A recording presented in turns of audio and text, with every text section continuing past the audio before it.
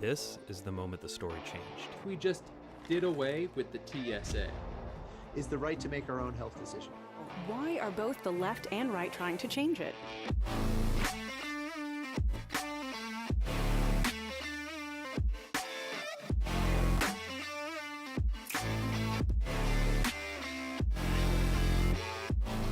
The issue is a bit larger than that. You are allowed to make your own guns.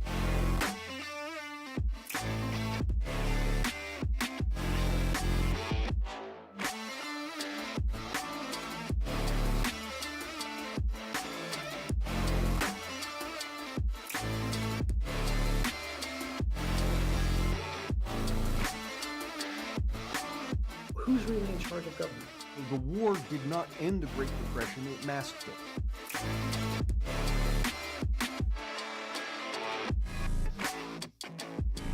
It's a textbook example of cronyism.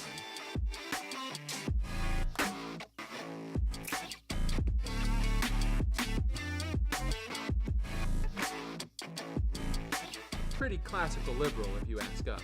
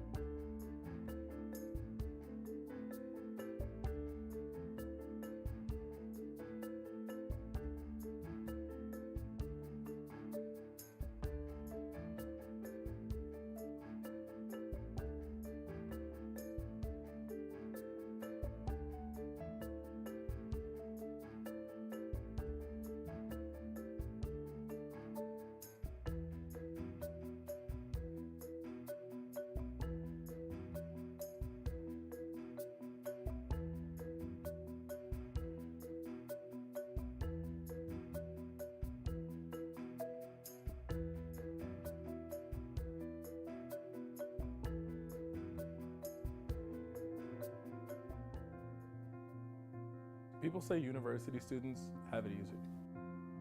Best 4 years of your life. No parents, no responsibilities, no problems. But is it really so easy? What about the students who know campuses should be places of intellectual debate and diversity of thought, but instead find cancel culture and wokeism? Just how easy do they have it? A lot of people don't generally understand or know what libertarian ideals are. You could see the smirks or the scoffs. The professors and certain students were actively trying to undermine my efforts at the school. I remember it would become that much harder to, for example, get an event together. Students for Liberty has helped them learn and communicate the ideas of liberty even in environments hostile to it. Like, one, it allowed me to translate that energy, because I was just an energetic person, right, into something a little bit more focused. Students for Liberty has helped them define their dreams and encouraged them to dream big. I just went in with the attitude, like, doesn't matter what's going on here, we're fixing it up, right? Like, SFL has entrusted me with these responsibilities and we're gonna get it done. To dream of bright futures as individuals, to become entrepreneurs, writers, doctors, leaders. It's allowed me to see myself as someone who can actually create change and keep doing it. And to dream of a freer future for individuals, a world where entrepreneurs, writers, and doctors can innovate and lead with courage and conviction. I want to ensure that my community is not only financially literate, but also financially free. And Students for Liberty has helped them achieve those dreams. Reading, networking, protesting, experimenting. Definitely a real treat to do with SFL. Everyone who's involved with SFL only comes out better.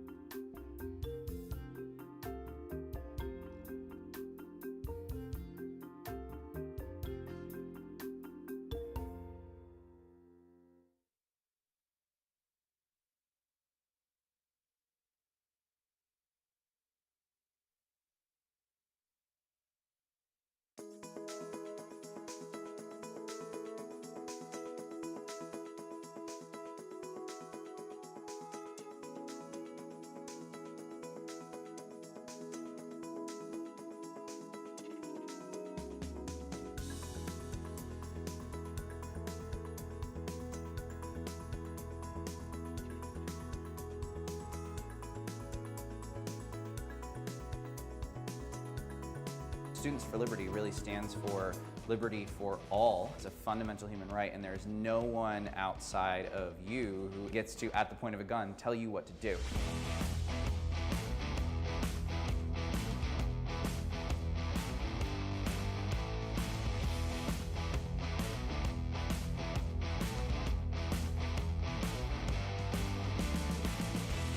That is an idea that's really starting to rise among the young people in today's society. And Students for Liberty, I think, are going to be on the tip of the spear and on the forefront of driving those ideas in North America. Our students are some of the most professional, well put together students who are well on their way to becoming leaders in our society. There really is no organization like SFL anywhere in the United States right now.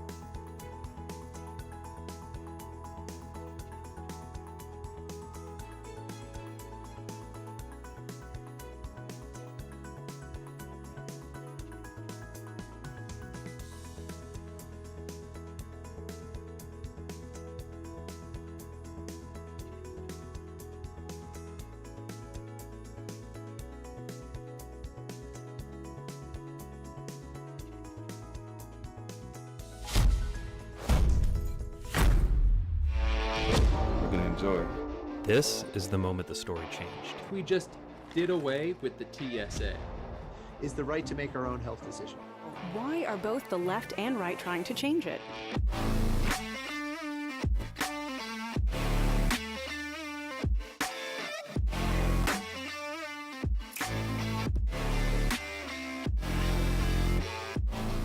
The issue is a bit larger than that. You are allowed to make your own guns.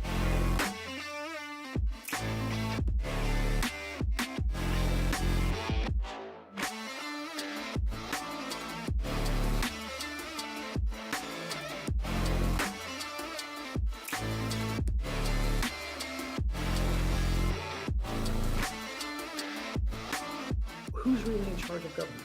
The war did not end the Great Depression, it masked it.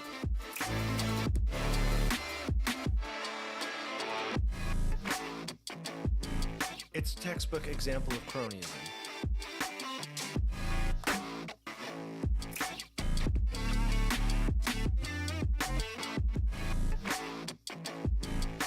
Pretty classical liberal, if you ask us.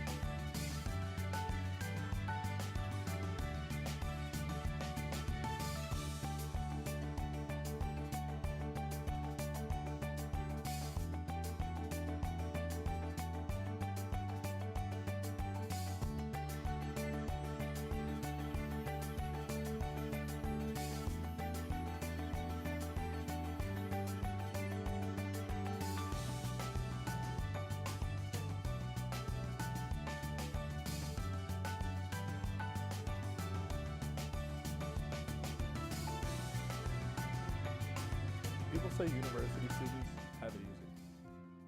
Best 4 years of your life. No parents, no responsibilities, no problems. But is it really so easy? What about the students who know campuses should be places of intellectual debate and diversity of thought, but instead find cancel culture and wokeism? Just how easy do they have it? A lot of people don't generally understand or know what libertarian ideals are. You could see the smirks or the scoffs. The professors and certain students were actively trying to undermine my efforts at the school. I remember it would become that much harder to, for example, get an event together. Students for Liberty has helped them learn and communicate the ideas of liberty even in environments hostile to it. Like, one, it allowed me to translate that energy, because I was just an energetic person, into something a little bit more focused. Students for Liberty has helped them define their dreams and encouraged them to dream big. I just went in with the attitude, like, doesn't matter what's going on here, we're fixing it up, right? Like, SFL has entrusted me with these responsibilities and we're gonna get it done. To dream of bright futures as individuals, to become entrepreneurs, writers, doctors, leaders.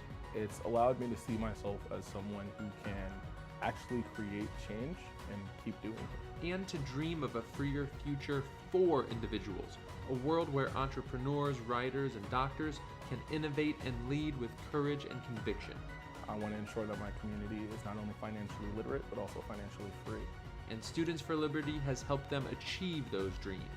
Reading, networking, protesting, experimenting. Definitely a real treat to do with SFL. Everyone who's involved with SFL only comes out better.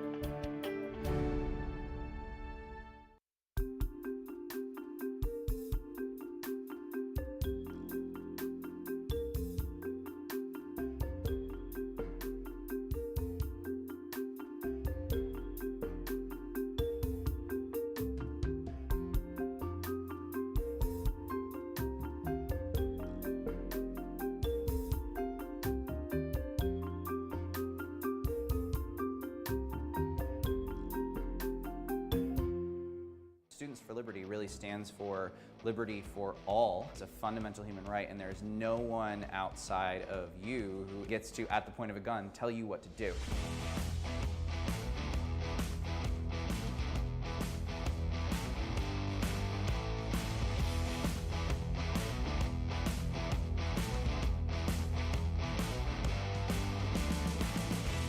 That is an idea that's really starting to rise among the young people in today's society. And Students for Liberty, I think, are going to be on the tip of the spear and on the forefront of driving those ideas in North America. Our students are some of the most professional, well put together students who are well on their way to becoming leaders in our society. There really is no organization like SFL anywhere in the United States right now.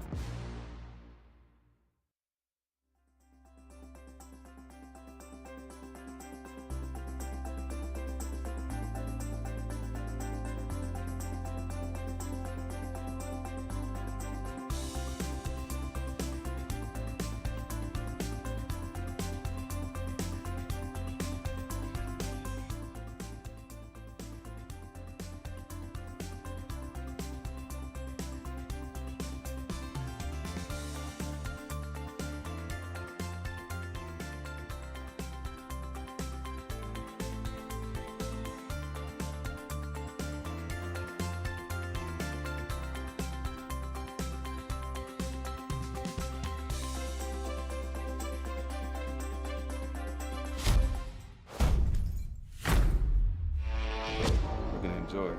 This is the moment the story changed. If we just did away with the TSA. Is the right to make our own health decision. Why are both the left and right trying to change it?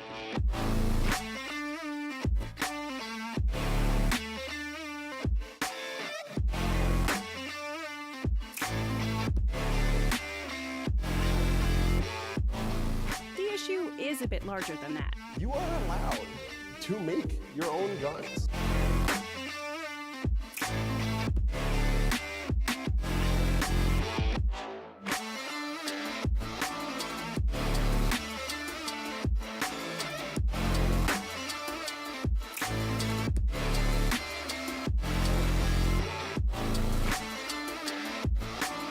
Who's really in charge of government? The war did not end the Great Depression, it masked it.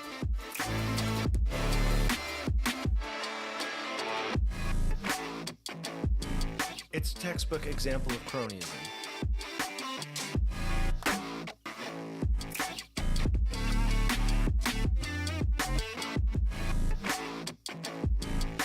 Pretty classical liberal, if you ask us.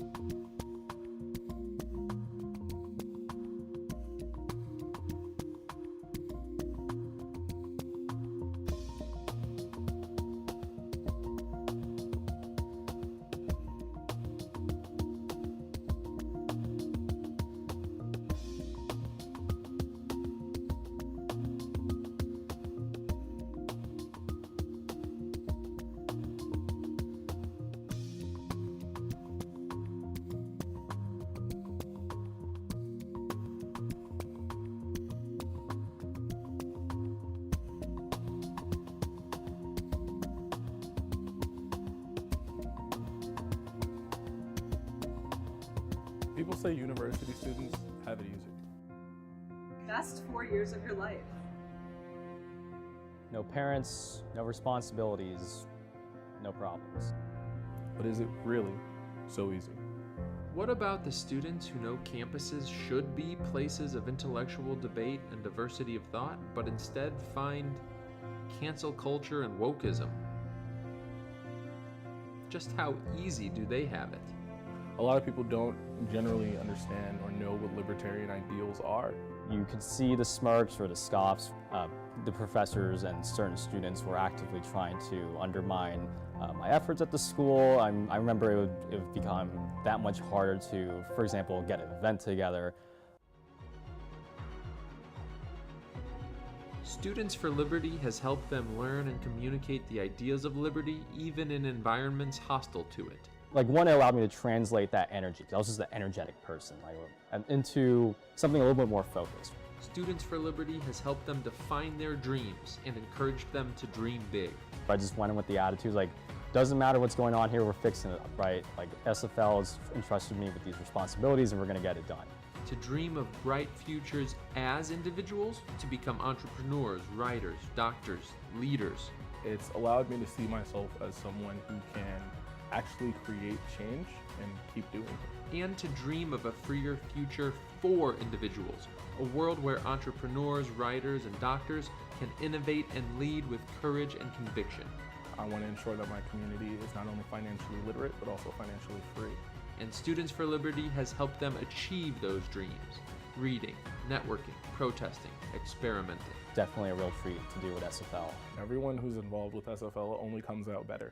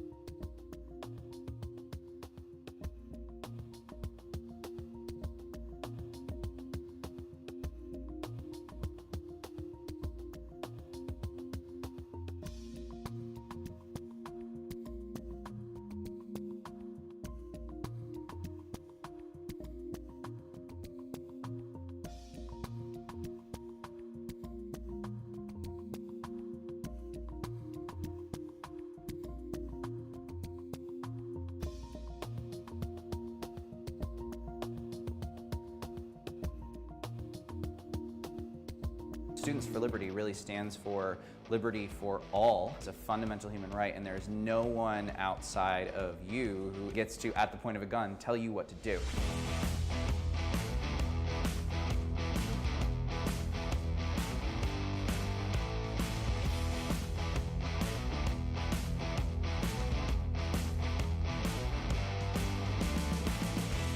That is an idea that's really starting to rise among the young people in today's society. And Students for Liberty, I think, are going to be on the tip of the spear and on the forefront of driving those ideas in North America. Our students are some of the most professional, well put together students who are well on their way to becoming leaders in our society. There really is no organization like SFL anywhere in the United States right now.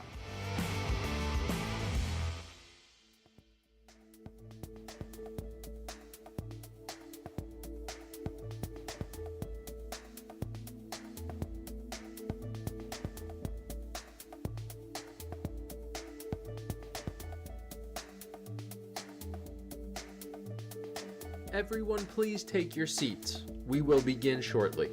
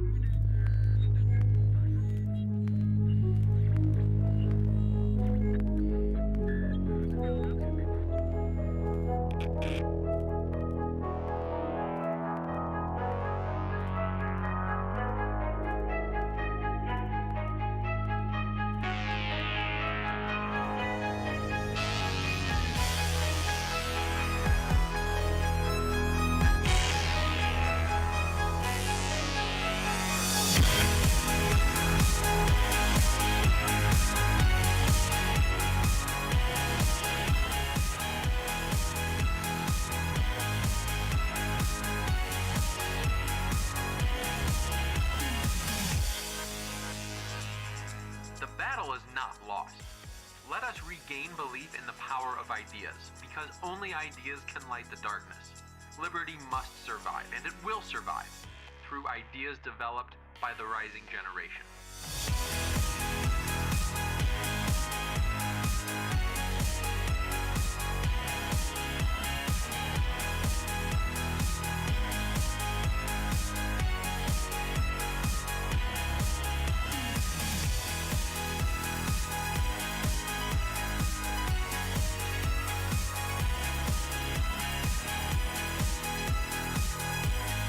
My most memorable SFL moment, I guess it was LibertyCon.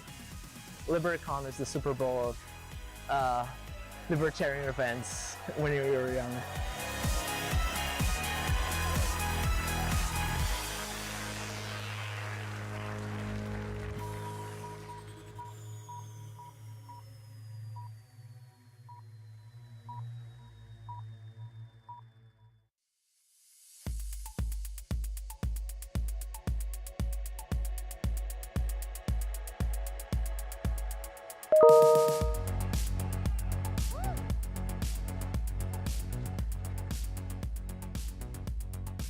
Hello, LibertyCon. Is everybody excited?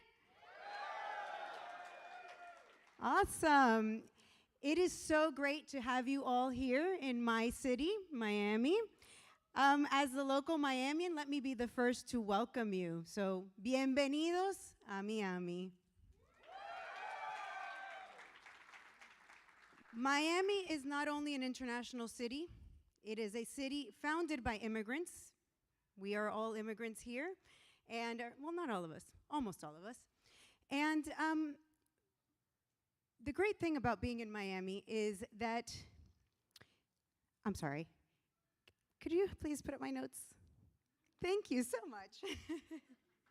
Appreciate that. So Miami is a diverse city. We're a city built by immigrants, and we're often referred to as the capital of Latin America. Miami has an influx of immigration, and today we are the 7th largest county in the entire United States. We have a budget of over $10 billion, which is more than a lot of smaller countries. As you get around Miami, you're going to notice that the predominant language is Spanish, but do not worry if you do not speak Spanish. Let me help you with these few helpful words. Yes is sí. No, no. And one of my favorite words, dale. Dale is basically an enthusiastic, yes, let's do it, dale. So for example, do you want to go out tonight? Dale. Do you want fries with that burger? Do you want more freedom?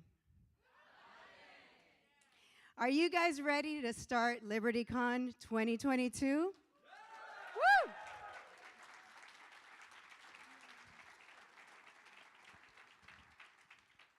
For those of you that don't know me, please allow me to introduce myself.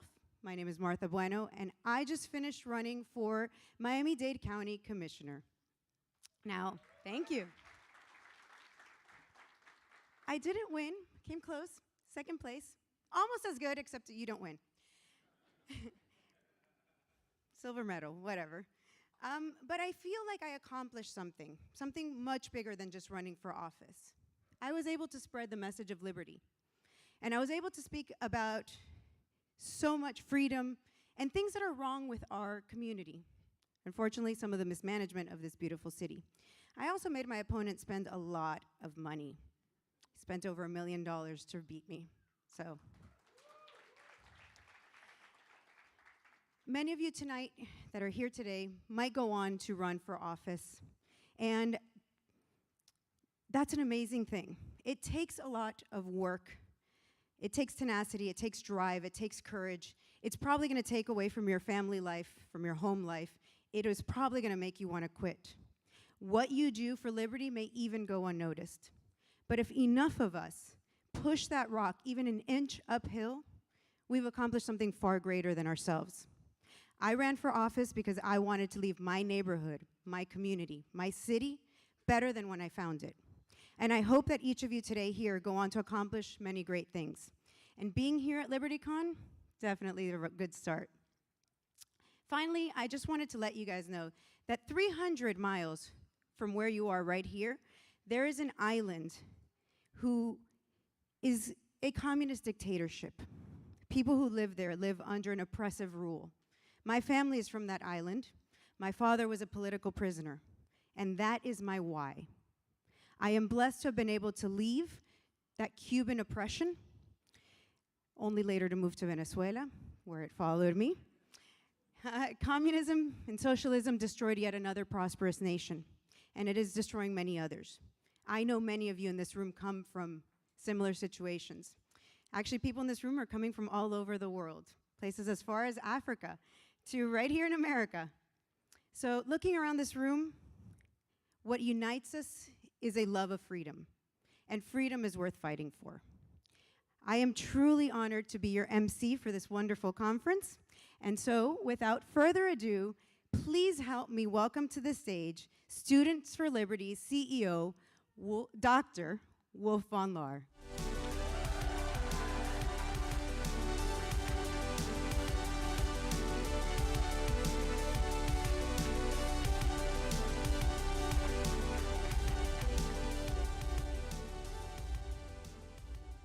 Welcome to LibertyCon, ladies and gentlemen. We are here in beautiful Miami and we are celebrating liberty. It's so good to see so many of you, old friends and new friends. And I don't know if you have taken a closer look at the agenda, but it's really, really diverse. It's really interesting, all the kinds of topics that we're addressing here at this conference. And when I was looking through the agenda, I really thought this is a great reflection of liberty, because liberty is diverse and has all kinds of different angles. The core idea, of course, is simple. Don't hurt other people and don't steal their stuff, as Matt Kibbe would say. Or you can do anything you want as long as you don't infringe on other people's rights. Now, that's a simple message. However, the implications and the applications are very complex. And you can see this in the program. So for instance, later today, you will have a hip-hop producer joined by a Christian mother talking about criminal justice reform. Tomorrow, you will have a basketball player, an NBA player, talking about how he's fighting one of the most oppressive regimes on the planet, the Chinese government. And you will also have a debate about supranational organizations like NATO and what classical liberals and pro-liberty advocates should say about that. And I want to just thank all of the speakers, all of you, and all of the sponsors for making this possible. Specifically, I want to say thank you to Reason and LGBT for Liberty. I want to say thank you for the Prometheus Foundation, the Grassroots Leadership Academy, and a special thank you also to the Leadership Institute for all the great training that they produce for students. And of course, none of that would be possible without tons of our students and our staff that make this possible. Because there is a worldwide force for liberty out there, and I think you will learn more and more about this in the coming days. Because here, the audience, you will learn it is diverse. People will be here from over 50 different countries, and that's a low estimate. And those folks, all of you, you have different motivations and foundations for liberty. You have different beliefs, and you have diverse strategies to achieve liberty. But I believe that there's no single one bullet for liberty. There's many different ways of accomplishing that. Maybe with art, with music, with journalism, with books, with politics. And all of you can be a part of that, and that you are here is fantastic, because liberty is not only diverse, it's also borderless. Because back in the 60s, when libertarianism for the first time evolved here in the United States, you could fit the whole movement into an apartment in New York. Now look around you. And we have also tens of thousands of people watching this program online right now, so hi to you guys as well. But Students for Liberty only started 15 years ago, and it was just a handful of students. It was Sloan Frost, Sam Ekman, and Alexander McCoben, and Alexander also the founder of Students for Liberty and the president, who started the organization. They just saw a need for students to come together and talk about these ideas, because universities are unfortunately not a place where you learn a whole lot about business cycle theory or about really good philosophy. And they started a conference, and this is basically the continuation of this conference. Back then it was not called LibertyCon, but it's the same conference. And they didn't think like, how many people who are interested in these are out there? 20, 50? But over 100 people showed up, and it was the worst possible circumstance. There was a blizzard going on. People were calling them like, hey, is the conference still happening? The maintenance dude forgot to keep the door open so they couldn't get in. But they managed it. And then it clicked for them and said like, hey, we need to start an organization. And now they're still on the board and serving Students for Liberty. I will be joined by John Mackey, also later on stage. He's a board member. And then we also have here Dan Grossman, who is a board member as well. Now, fast forward. Remember, just a handful of students organizing something? Fast forward, last year, our students have organized over 2,000 events with 215,000 people attending those events. Yes, you can cheer for that.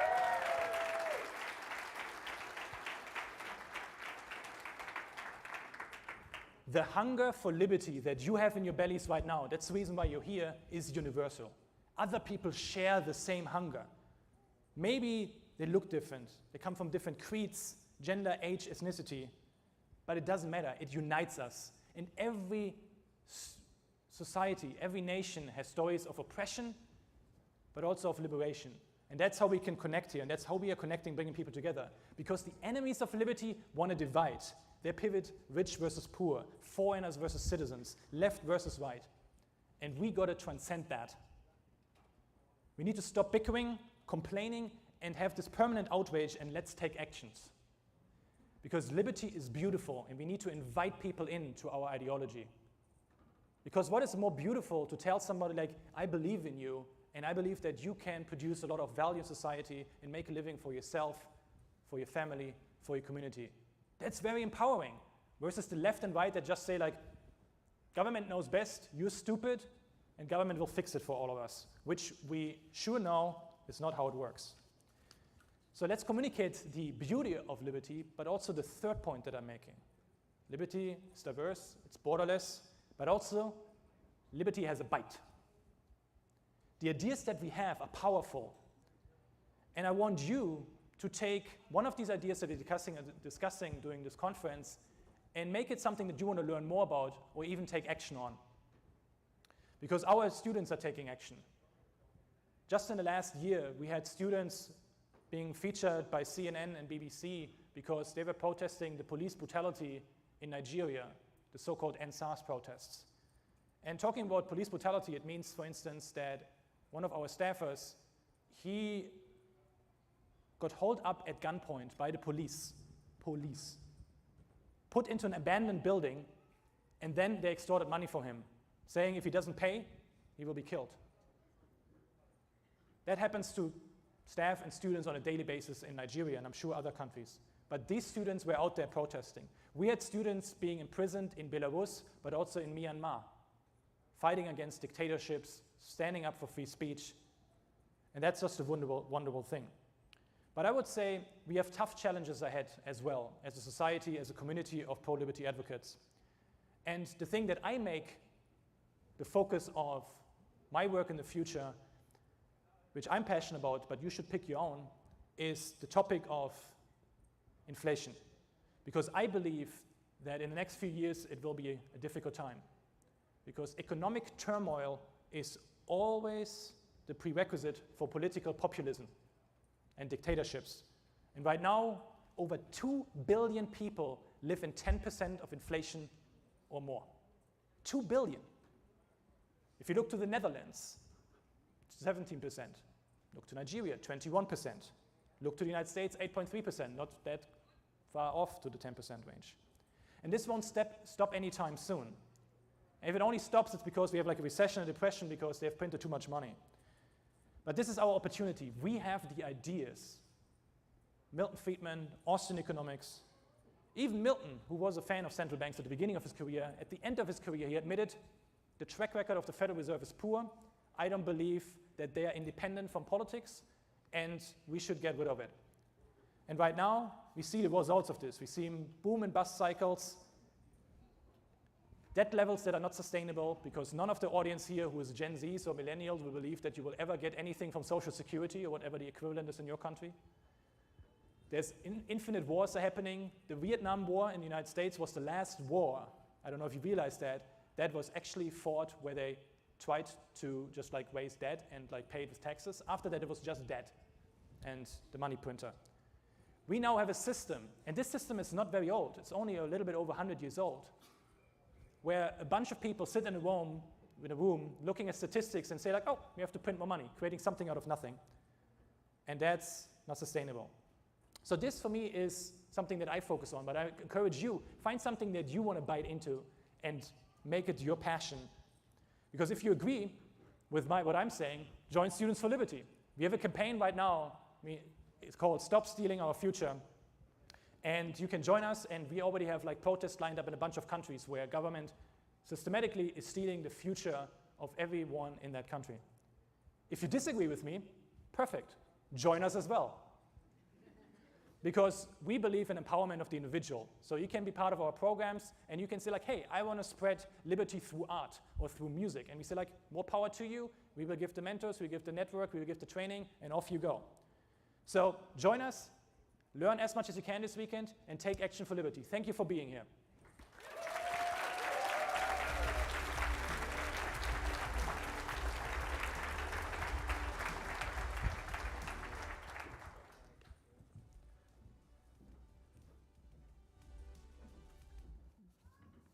the next speaker is a personal hero of mine. It's somebody that I have admired for such a long time because to me, he embodies the American dream. We all have that American dream, right? So here to talk with us about the ethos of capitalism, joining Dr. Wolf van Laar on stage, is the co-founder and former CEO of Whole Foods, John Mackey.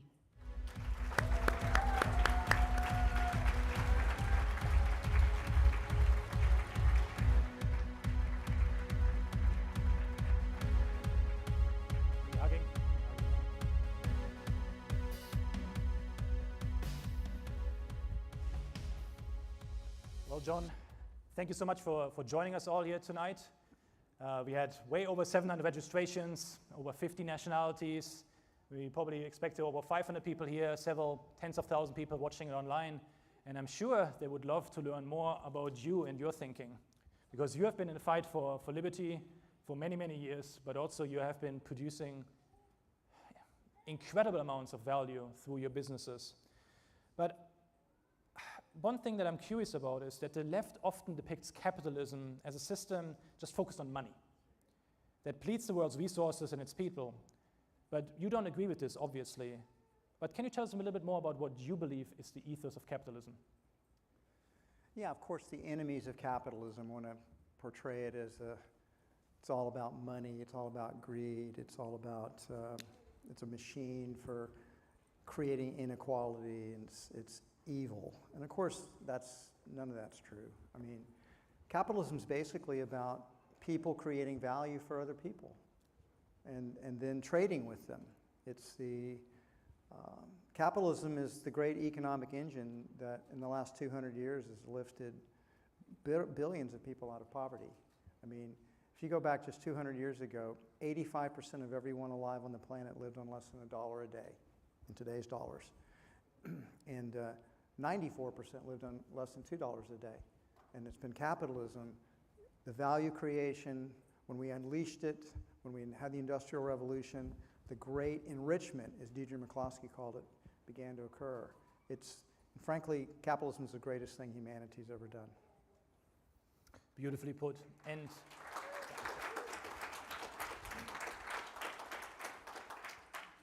so a question for a predominantly student audience. You became a libertarian in your early 20s. Tell us a little bit about how you found these ideas and also maybe how the ideas of liberty have helped you as an entrepreneur.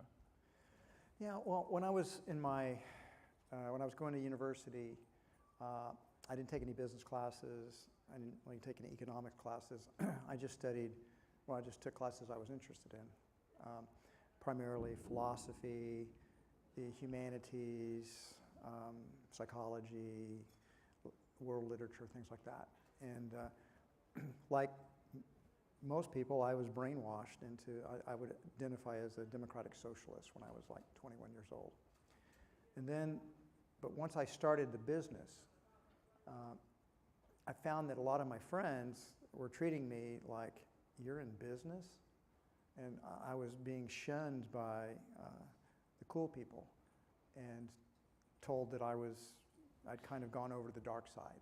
In fact, I'd been involved in the co-op movement in Austin, and I got a nickname of Darth Vader. I'd gone over to the dark side. And here I was struggling in business, a small business that, I mean, we raised $45,000 in capital and we lost half of it in the first year.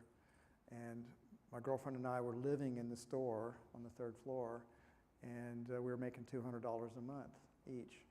And and we were struggling to pay the bills. So I didn't feel like I was evil. I felt like business was pretty hard. And so I began to look around for a different philosophy. And fortunately for me, I had a couple of libertarians working for Safer Way, first store. And they gave me some books to read. And I think Milton Friedman was the one that, Capitalism and Freedom was the first sort of awakening to these ideas. And then I just become insatiable. I read just about every book, laissez-faire books ever came out with in the late 70s and early 80s. And then I realized, this makes sense. This is really the way the world works. I was like the scales fell from my eyes. And yeah, I was instinctively always believed in liberty. but I didn't have a philosophy that made sense to me, and this one did, and I've been, I'm different today than I was when I was 25 years old, but in general, I'm still as passionate or more passionate about liberty and capitalism than I was then, because I've seen how much good it's done in the world and how much good it can do in the future if we'll allow it.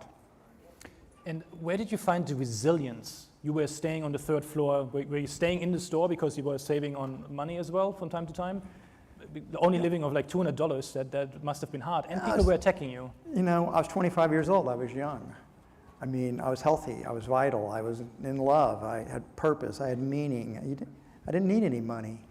I needed very little money. What did I need it for? I had everything I needed. I had a store downstairs if I wanted to get something to eat. So, I look back on that now and it's kind of romantic, because we weren't supposed to be living in the store. That was not zoned for, and we didn't have a shower. In fact, Renee and I used to take showers in the Hobart dishwasher, which I'm pretty sure violated health code protocols.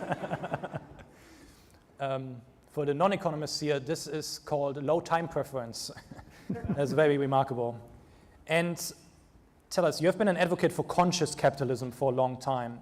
Can you define that for us? And how also do you delineate conscious capitalism for something that's like much more popular out there, like the ESG movement, the environment, social, and governance movement?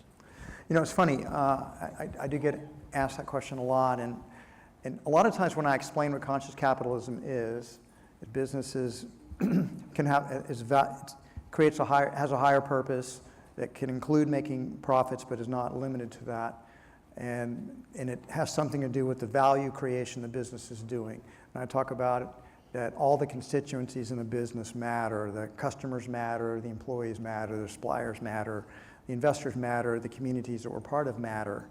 You talk about leadership, and you talk about culture, and I finish it, and somebody says, well, that's just capitalism. Exactly. It's just capitalism, but done in a more conscious way. And when I try to explain to people about higher purpose, when I talk about stakeholders, not the way stakeholders have been co-opted by the left, but in terms of what Ed Freeman meant when he wrote about stakeholders, just that there are a variety of constituencies in a business, and they all matter, and they're somewhat all interdependent on each other. And a conscious leader is one who's going to take into account their interest and try to optimize the entire system up to a higher level, because they are interdependent. So conscious capitalism is ultimately, and this is where I part company in the ESG movement, and where I part company with what's happened to stakeholder theory. So I say it's been co-opted. Is that it's a management philosophy. It's just a good way to manage your business. You'll end up optimizing the business at a higher level when you lead with purpose and you lead with care for all the stakeholders. It's just so obvious to me. And I think many businesses do that unconsciously. So we're just trying to convince people this is a good management philosophy. What it is not a governance system. And this is what's happened, is they're trying to take, the anti-capitalists are trying to take stakeholder theory and use it and weaponize it. To say, well, every stakeholders have to have representation on the board. And so they're trying to take power. These people are obsessed with power, and they're trying to take power away from the investors and give it to random people who are on the board who represent some stakeholder group. If you do that, you'll kill capitalism. And that's exactly what they're trying to do, is kill capitalism. And that's why I said they've weaponized stakeholder theory. It's not a governance theory, it's a management philosophy that will create value for, and ultimately the most value for shareholders over the long term. So I've ended up having to I'm still very supportive of conscious capitalism, but I'm constantly defending it because it's now being misconstrued and misinterpreted, in my opinion, misused. Unfortunately, concepts often are, and we have to fight back and define them well. Well, when you have a good concept, there's always somebody who wants to take it over and make it their own and reinterpret it for their own, for whatever reasons. And the left's so obsessed with power that anything they can use to gain more power, they will try to weaponize. So that brings me to the next question, which is like, how do you feel about the future? Because on the one hand, you said recently in a few interviews that you feel that the left and socialists are taking over. But on the other hand, I know that you are an optimist. You know about the innovative power of capitalism and the human spirit. How do you reconcile these two views, and what do you see like in the immediate future? Well, I don't know what the heck to see in the immediate future, because we could have a nuclear exchange here the way people are talking. So, I mean, the immediate future is always uncertain. But I'm optimistic about the long term. I'm optimistic because human creativity is limitless. And it's not to say that we have a, progress is not a straight line. Progress is more of a spiral where you move up and then you may circle back. But the overall thread, I'm still very optimistic about the long term. But there could be setbacks. I mean, the whole lockdown was the biggest government blunder of my lifetime, and that has been by itself a setback. And supply chains have been disrupted. The work ethic's been eroded. It's been literally hundreds of millions of people slipped back into poverty that had escaped it. It was very stupid to do and very foolish, and I argued against it from the very beginning because it was such a violation of human liberty. It was ridiculous.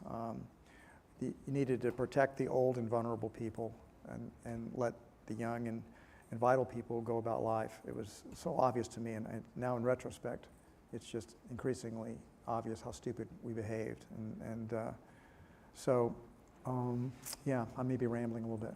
Refocus me. No, that's excellent. I think we are beyond that, luckily, and it's in the background, but it was really awful, and it's still happening in China everywhere. They're locking still people up, and the COVID-0 policy is completely senseless, and that's how they have controlled a lot of people and really harmed more people than it did good at the end of the day. It's a good strategy for control.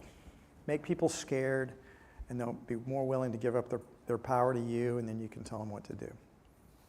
Well said. Now, you recently stepped down from Whole Foods, but you also have another business cooking up. We talk more about that a little bit later. But Whole Foods is frequented by all kinds of different people, millions of customers, but a lot of people also like from the left, and people that would typically disagree with your ideas. And I know that you also have been going against Obamacare when that came out and so forth. How did you manage to run a business as a libertarian, but also deal with the political realities, and how did you maneuver that? That sounds incredibly difficult. It was pretty difficult, but the reality is back in 2009 when I wrote that op-ed piece in the Wall Street Journal, that created a massive controversy. And we had, 350,000 people signed a petition on Facebook to boycott Whole Foods.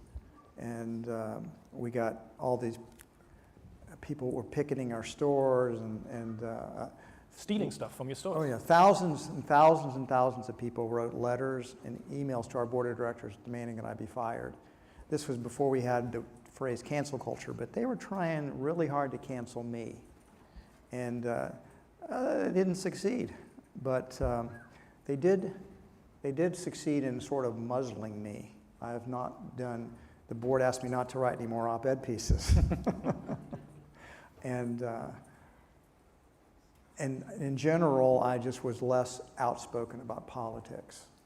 So, not that I'm about to go on a crusade on speaking of politics, but I don't feel inhibited any longer from being able to talk about things a bit more honestly about what I believe. And they can yell at Whole Foods, but Whole Foods, I'm not working for them anymore. It's somebody else's responsibility. Wonderful. So that's a really interesting insight, because the general population probably thinks like businessmen have so much money, they can do whatever they want, like screw you money. But in reality, if you are going too far off, you're getting canceled. No, people steal from your store. Well, no, it was more like I'm the father of Whole Foods and they were threatening my child. So I was effectively silenced for fear they were going to hurt my child. But now the child's grown up, the child isn't my child anymore. I can't affect it. So they can still threaten Whole Foods, but Whole Foods has no ability to shut me up. It's a little bit like Bernie Marcus at Home Depot. He did this too. Bernie's been outspoken for a lot of pro-job job creators and pro-growth strategies and things like that. And they've tried to cancel Bernie, but he retired from Home Depot over 20 years ago. So Home Depot just says, Bernie doesn't work here anymore. He left 20 years ago. Take it up with him. And Whole Foods will probably have to do the same thing with me. Very good, yeah. And Bernie Marcus has given a lot to the freedom movement and has helped so many people, also like veterans, and he invests in so many different things as you do, and really grateful for this, because it's remarkable, because you continue in your life fighting for these ideas, but you're getting attacked. You don't get much out of it besides like your own personal satisfaction, and you know that you stand up for your values. That's a very difficult thing to do. And it's not too surprising that we don't see like as many business leaders stand up for these ideas. But do you have any hope that we will see more of that in the future, because we see in general, I don't think business people ought to be speaking up all the time about politics, because one way or another, their job is an economic mission to produce value for people and goods, products, services, things like that. That's what they're about. Putting your own personal politics out there is going to anger a lot of people one way or another. And of course, I was just writing an opinion piece in the Wall Street Journal. I have no idea why it became so controversial. I mean, I just stood behind the freedom of speech. My opinion, you offer your opinion, and there you go. That's the way it is in America. We're supposed to be founded on the right to free speech. And but in general, I just don't think business people ought to be getting involved in politics. They should get involved in politics, but they should not do things that will harm their business, basically, because that business has a larger representatives of shareholders and team members and employees, and that was one of the lessons I learned from that whole Wall Street Journal fiasco, in a way, was, my gosh, I can't just express my opinion, because people so closely identify me with Whole Foods Market, they don't see any difference. I saw a difference. Whole Foods, I wasn't speaking for Whole Foods, I was speaking for me. But the world didn't see it that way. And that's true for most CEOs will not be seen as separate from their organization. They'll always be seen as speaking for the organization. And because of that, I do think that does and should act a bit as a constraint on what people do and say. They do have a responsibility to all of their investors, to all their customers, their employees, and so they do have awesome responsibilities. It shouldn't be cavalier about it. And that goes for all these people at corporate, not just talking about liberty ideas, but when they're pushing woke ideologies and whatnot, they risk alienating their customers too. They just should stay out of it. That's what I think, for the most part. Do things personally, give money, but if you're going to become a political public figure, you have to be recognized that you could be really, really harming your business. Some people might think that after such a fantastic career that you had, and building a store from scratch that didn't exist before and was really innovative within the grocery store market, people would say like, okay, maybe you want to retire now, but that's not you. You have plans to start a new business. It's called Love Life. Can you tell us a little bit more about this, and also how does this business align with your own personal purpose and ethos? Yeah, I can talk about Love Life a little bit, Wolf, but I'm not going to give up the whole strategy of it or anything like that, because competitors and the media is eager for it, et cetera, et cetera. But it kind of lines up with my own personal higher purpose in life, which is trying to help heal people. Whole Foods, trying to sell healthy food to people, so nourish them. Whole Foods' higher purpose was to nourish people on the planet and do that through healthy eating. And Love Life is continuing that mission in a way. My longtime co-CEO, Walter Ropp, who's a co-founder of Love Life with me, and Betsy Foster as well, he says, this is Whole Foods 3.0. And I said, what do you mean 3.0? What about 2.0? And he says, John, we just skipped that. We went right on to 3.0. And so what it is, it's going to be, we're going to have really healthy restaurants that will also do delivery and pickup. We're going to have things like a wellness center. So you'll have yoga studios and Pilates and a gym, and then you'll have all kinds of wellness therapies from acupuncture to physical therapies to chiropractic, traditional Chinese medicine, Ayurvedic medicine, and then it's going to be medically supervised. So it'll be lifestyle medicine for people. We believe in America, if you look at the healthcare in America right now, it's really sad statistically. 74% of Americans, adult Americans, are overweight, and 42.5% are obese. Wow. And for the first time in our history, average lifespans are not increasing, but they're beginning to decline. And 80% of what we spend on healthcare dollars are basically for that are dietary lifestyle diseases that people shouldn't get. No one should die of a heart attack. That's a dietary disease. No one should get type 2 diabetes. That's a dietary disease. No one should, most autoimmune diseases are primarily diet and lifestyle related. And indeed, and not surprisingly, most cancers are as well. Not all. There's a genetic component, but the genes load the gun, but we have to, the lifestyle and diet fire it. So doctors do not heal these diseases. They just prescribe drugs which deal with the symptoms. I believe these diseases are preventable and in most cases reversible. And so we aim to do that. We're going to create a place where we can reverse these diseases and help people. Also, I believe, when do most people go see a doctor? When they need to. When they're sick. Okay, I don't think that's the right paradigm. I think instead what we should be doing is we should be doing a deep assessment to get a baseline on where our health is, and then work with a team of people led by a doctor who helps us to optimize our health at the highest possible level. We now have so much data collection that we can do through Apple Watches, Oura Rings, all types of things that can track the data of our health and well-being, glucose, continuous glucose monitors, things like that. So we can get the data, we can track people, and we can begin to help people to evolve their health to higher and higher levels. So that's kind of a big picture of what Love Life's going to be doing, and I'm very excited about it. Frankly, I'm very happy to be back. I've left a huge company behind. I left Whole Foods at $22 billion in sales, 105,000 team members, and a massive bureaucracy owned by Amazon, one of the biggest corporations in the world. And so now I'm back in a startup mode, and I'm creative again. I'm having a lot of fun with a close-knit team, and we're every day we're coming up with new, exciting ideas.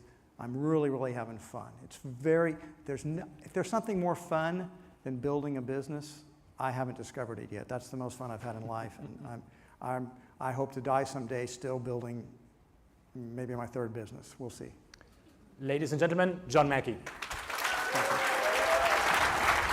Thank you so much.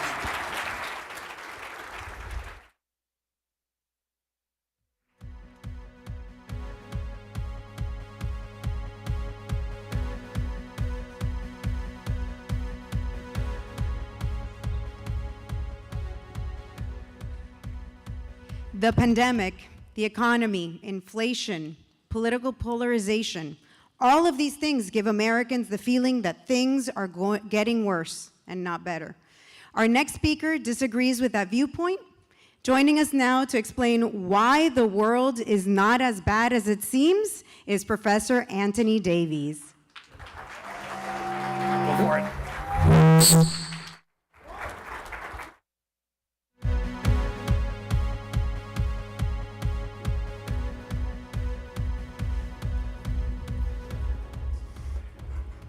I want to tell you a tale about two worlds, the world we believe we live in and the world we actually live in. The world we believe we live in comes to us from the media. The media loves viewers, or I should be more specific, the media loves the advertising dollars that the viewers bring us. And the viewers, in turn, what do they love? The viewers love bad news. We love stories of murder and wars and pestilence and plagues. Now, if you ask people, is that the kind of news you like? People will say no. In fact, that's why the world is becoming so horrible. We're all divisive. It's because we get all of this bad news. We'll say that. And yet, if you look at our behavior, what do you see? You see, for example, CNN.com, the 24th most popular website in the United States, where 24/7 you can find all the bad news that's going on in the world. If you prefer to hear about good news, there are places you can find that. For example, goodnewsnetwork.org, the 20,158th most popular website in the United States. And there you'll find all sorts of news about good things that are going on.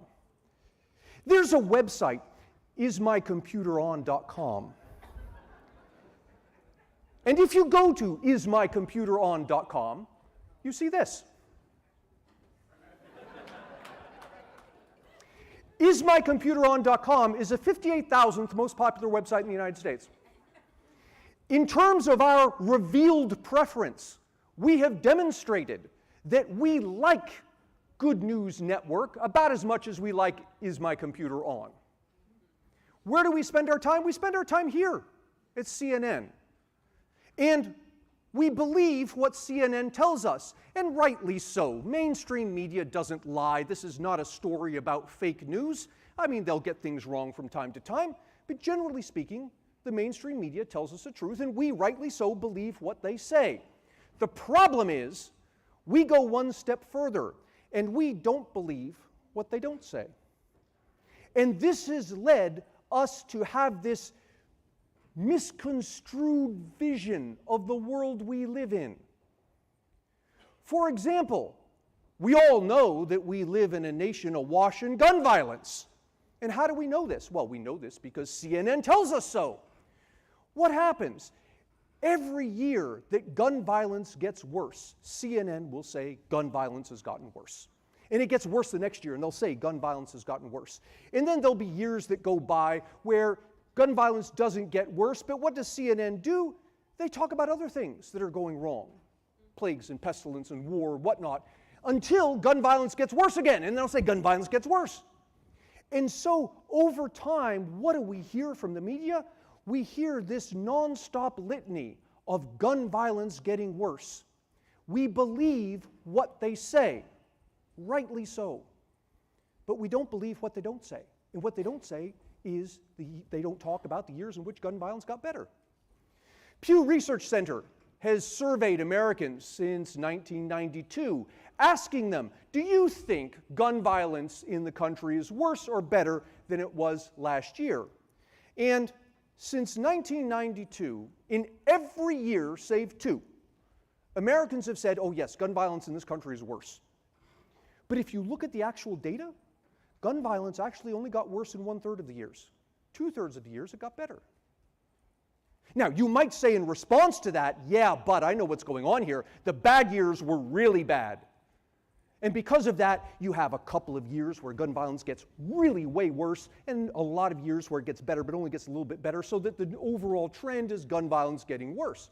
And yet we can go and we can look at the data, and what do we see? The homicide rate per capita in the United States, not the homicide, but the firearm homicide rate per capita in the United States, it dropped precipitously in the 1990s, and it's held pretty constant since then. We had a bit of a blip during COVID. But generally speaking, this is not a story of gun violence getting worse. It's a story at the worst of gun violence remaining the same after a precipitous drop in the 1990s. Now, you might say in response to that, yes, but guns are used in all sorts of crimes where people aren't killed. Yeah, we have data on that too. It's called the non-fatal firearm crime rate. And what you see is that's been dropping even at twice the rate that the firearm homicide rate has been dropping. We have come to believe that we are a nation awash in violence because we believe what the media tells us. They tell us when gun violence gets worse, but we don't believe what they don't tell us, and they don't tell us when it gets better. Perhaps the grandfather of all firearm homicides is mass shootings. And if we look at mass shooting data, we see this, and this is the sort of thing the media will tell us, and this is absolutely correct. You can look at this data over time, and you see year after year, plus or minus some noise, the number of Americans killed in mass shootings in this country has been rising significantly. That's true. But what the media doesn't tell us is the context here. Now, what I'm about to show you are a number of Americans killed by knives in the United States over these same years. I'm going to superimpose it on top of this graph. The number of Americans killed by knives in the United States is about 15 times the number of Americans killed in mass shootings. Now, I'm not suggesting that we shouldn't be concerned about mass shootings. I am suggesting that if we are not 15 times as concerned about the number of Americans killed in knifings, that we've got our priorities mixed up. And those mixed up priorities come out in the form of mixed up policy. And the mixed up policy takes our limited resources, it ends up applying them not to the greater problem, but to the noisier problem, the problem we perceive exists. We saw this with COVID. We heard all sorts of reports night after night about number of Americans that are killed by COVID. And in fact, if you annualize the data for 2020, so this was the height of COVID, on average, at an annual rate, 375,000 Americans dying of COVID each year. This is true, and this is what the media tells us. What the media doesn't tell us is the context. And the context here is the number of Americans killed by other things. Principal among them, heart disease and cancer. On an annual basis, more than twice the number of Americans die of heart disease and cancer as die of COVID. Now, you might say in response to that, well, yeah, but COVID is an infectious disease. You really can't make this comparison. You're absolutely right. We can't make this comparison. COVID is an infectious disease. But that argument actually cuts in the other direction.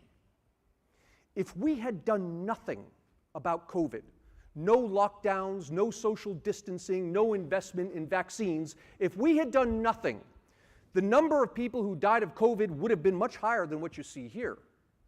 But because COVID is infectious, over time, the number of deaths would tail out as we develop natural immunity. But there is no natural immunity to heart disease and cancer because they aren't infectious. And so if we do nothing about heart disease and cancer, year after year, those numbers don't tail off, they stay exactly where they are. And again, I'm not saying we should have done nothing about COVID. I am saying that if we didn't spend at least twice the resources on heart disease and cancer that we spent on COVID, then we're misallocating our resources, that we're attacking the thing that's noisy rather than the thing that's actually serious. And you can see some of this in the news. If you go back and look up headlines on Google from March to May of 2020, you'll see the headlines are all about COVID deaths. This is what the media was talking about until about May of 2020. In May of 2020, the number of deaths from COVID start to tail off. They start to decline. Now, the media wants eyeballs. It wants viewers. To get viewers, it's got to show you what you want. And you've demonstrated that what you want is bad news. This is no longer bad news. So starting in about June of 2020, the narrative changes. And the media stops talking about COVID deaths, and they start talking about COVID infections, because that number was still going up. And we could talk about that because that's scary. But then round about September 2020, this number started tailing off. It was no longer scary. And so the media changed the narrative again, and you'll see the headlines about COVID cases. And this is the gift that keeps on giving. Because in COVID cases, we count everybody. People who had COVID, people who died of COVID, people who recovered from COVID. That number could only go up by definition. And so the media talks about that, and talks about it for a long time, up until March of 2021, when people start to become inured to this, and it's not as scary anymore. Their attentions wander elsewhere. What can the media do to get your attentions back? We've got to show you something scary. Let's talk about deaths with COVID. Yeah, here's the thing. We quickly found out that deaths with COVID, yes, they include people who die of COVID. It also includes people who die in car accidents who happen to have COVID at the time.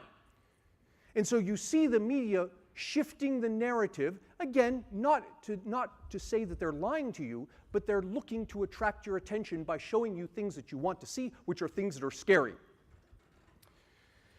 We talk every election cycle about why wages are stagnating.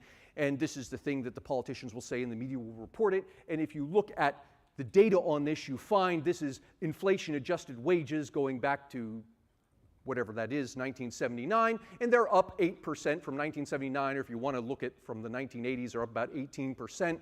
And so you can point to those numbers. You can say, well, actually, wages aren't stagnating on the one hand. On the other hand, we're talking about what here, 45 years? And we've only gained 8 to 18% in purchasing power? That's not much to write home about. This is what the media will show us, and it's absolutely correct.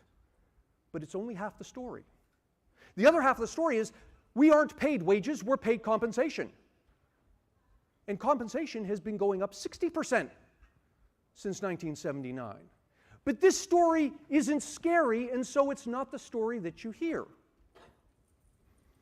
Along with this, we'll talk about the declining middle class, and I'm going to show you some numbers on the middle class here. I'll divide incomes into the poor, the middle class, and the rich, and I'm going to show you a bunch of bars. The height of the bar shows you the fraction of U.S. households in that income category. So here's how we read this. This is 1970.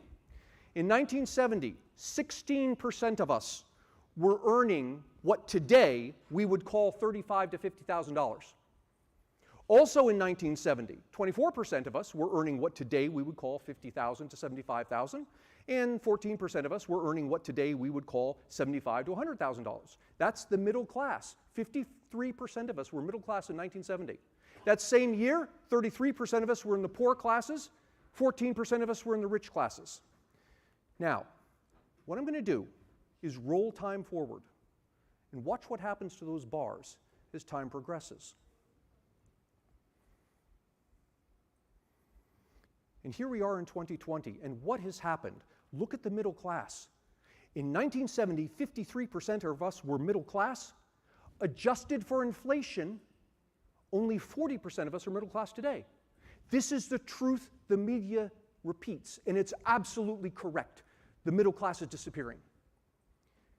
But what the media doesn't tell you, and is very happy for you to assume, is, well, if the middle class is disappearing, we must be becoming poor. But look at the poor classes. They've fallen as well. 33% of us were poor in 1970. Today is only 26%. Where did all these American households go? They went into the rich classes. In 1970, 14% of us were rich. Adjusted for inflation even, today 34% of us are rich, more than 1/3. But that story doesn't attract eyeballs. That's good news. You don't want to hear good news, and so you don't hear that. You hear the middle story, what's happening to the middle class. We talk about people paying their fair share of taxes, and we can ask what is fair, and are the poor paying in too much, or the rich not paying enough, and we can go through the numbers. I ask students this year after year, and generally speaking, these are the numbers that they say. The rich should pay about 30%, the poor should pay around 5%, the middle class around 15%. And if you actually look at the numbers, what do you find? You find that people are actually paying not just that, but when you account for transfers, money the government gives back to people. And that's part of what we do in helping the poor. When you account for that, actually, our taxes aren't fair, but they aren't fair in the opposite direction that the media reports. It's the poor who are receiving a tremendous amount of money back from the government. This is true, but it's not a story you'll hear the media tell, not because the media is going to lie to you, but because this is good news and we don't want to hear it. Perhaps the most pernicious thing that the media will say is it will point to problems that occur in capitalist systems and say, look, there are evils in capitalist systems, and this is what happens when you let markets run amok. And they'll give us lots of examples that are also correct. Capitalism is by no means a perfect system. You can find all sorts of problems with it. However, what they won't tell you is what you see if you divide the world into the more economically free and the less economically free. And if you divide the world into the more economically free and the less economically free, what you find is when you look at per capita income, the less economically free countries are there, the more economically free countries are there. When you look at poor countries only and say, forget about comparing poor and rich. Let's look at the poor only. Let's divide them into two groups. The poor countries that are more economically free, the poor countries that are less economically free. You see the same phenomenon.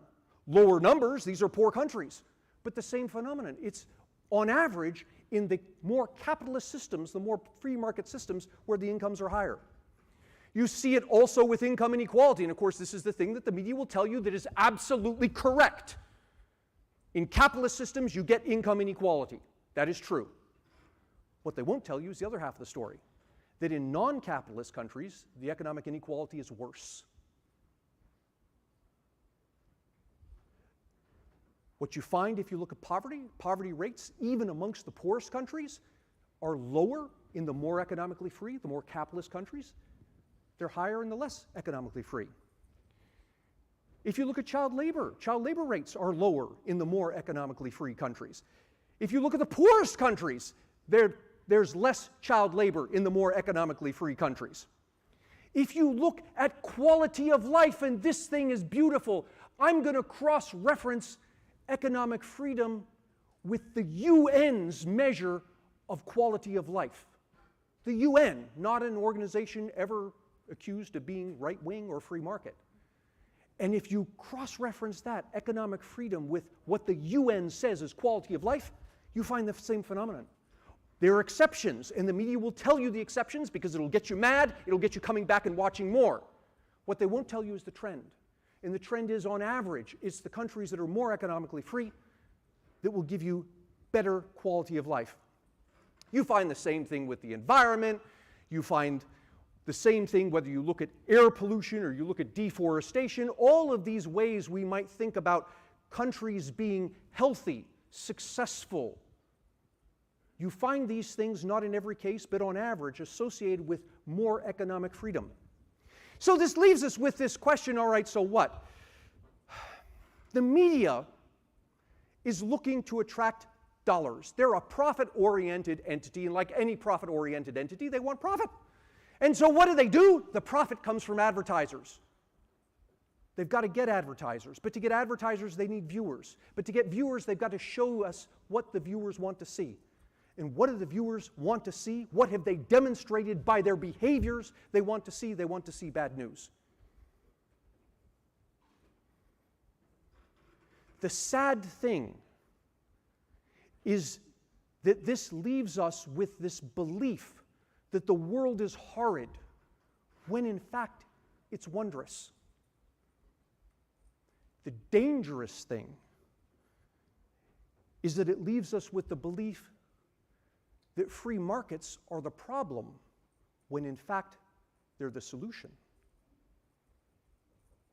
To hear more stories about economics and government, subscribe to my wonderful podcast, Words and Numbers, and get a copy of my excellent book, Cooperation and Coercion. Christmas is coming up. Buy one for all your friends and family, where you will hear plenty more stories like this. Thank you.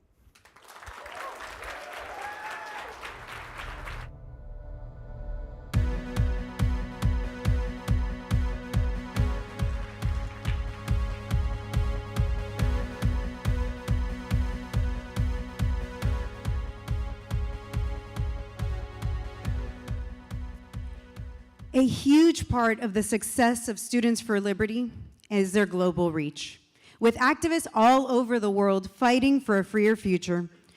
The cornerstone of that is a philosophy of freedom, the ideas that ground us in our advocacy for a freer and more prosperous world.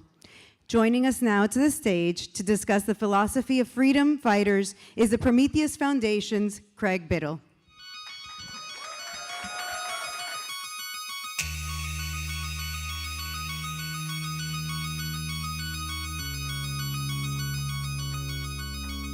So much. Good evening, everyone.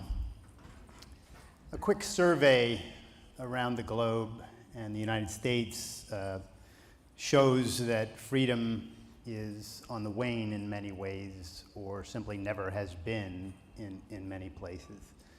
In Iran, we have young women being killed because the morality police and the Iranian regime feel that these women have violated Islamic law, have violated the dictates of Allah.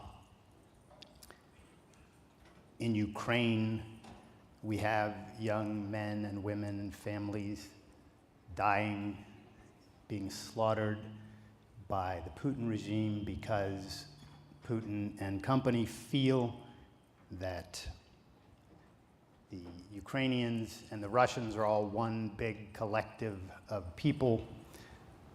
Individuals matter not, and he has the right, the authority to dictate and rule all of them. Back here in the United States, we have increasing spending, increasing regulations, and of course the increase in spending means that there has to be an increase in taxation, whether directly through taxes or indirectly through government printing of fiat money, which causes inflation, which causes all sorts of problems for people. And I could go on. There isn't a place on the planet that is not in a crisis with respect to freedom. The question is, how do we battle this problem? How do we bring freedom to more people, to ourselves, so that we can live as human beings? Human beings need freedom in order to live. We are rational animals. We survive by figuring out what's true, using our mind, using our rational faculty, and then acting on our best judgment to create values, produce goods and services, trade them with others, and do so voluntarily so that we can dictate our own lives and live as human beings. The question is, how do we fight for freedom against tyranny? And my question today specifically is, do we need philosophy in this battle? And if we do we need a particular philosophy, or will any philosophy do? To answer this question, I want to look at philosophy for just a brief time, just take a quick survey of what this thing is and how, if it does apply to the defense of liberty, how so? So we know what liberty is, we know what freedom is. It's the absence of physical force in social relationships so that we can act on our own judgment, produce goods and services, keep and use the product of our effort. What is philosophy? It's your basic worldview. It's your basic ideas about what is good and bad, right and wrong, and how people should and shouldn't act. That's morality, the centerpiece of philosophy. And then there are the two fundamental branches of philosophy. One about how we know what's true and how we can validate claims to truth and knowledge. And that's called epistemology. It's the branch that studies the nature and means of knowledge. And then there's the branch that studies the basic nature of reality. What kind of universe do we live in? What is real? What is not?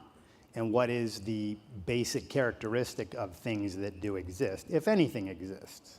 And that is called metaphysics. So these three branches, ethics or morality, I use those synonymously, ethics, epistemology, and metaphysics are the basic ideas in philosophy.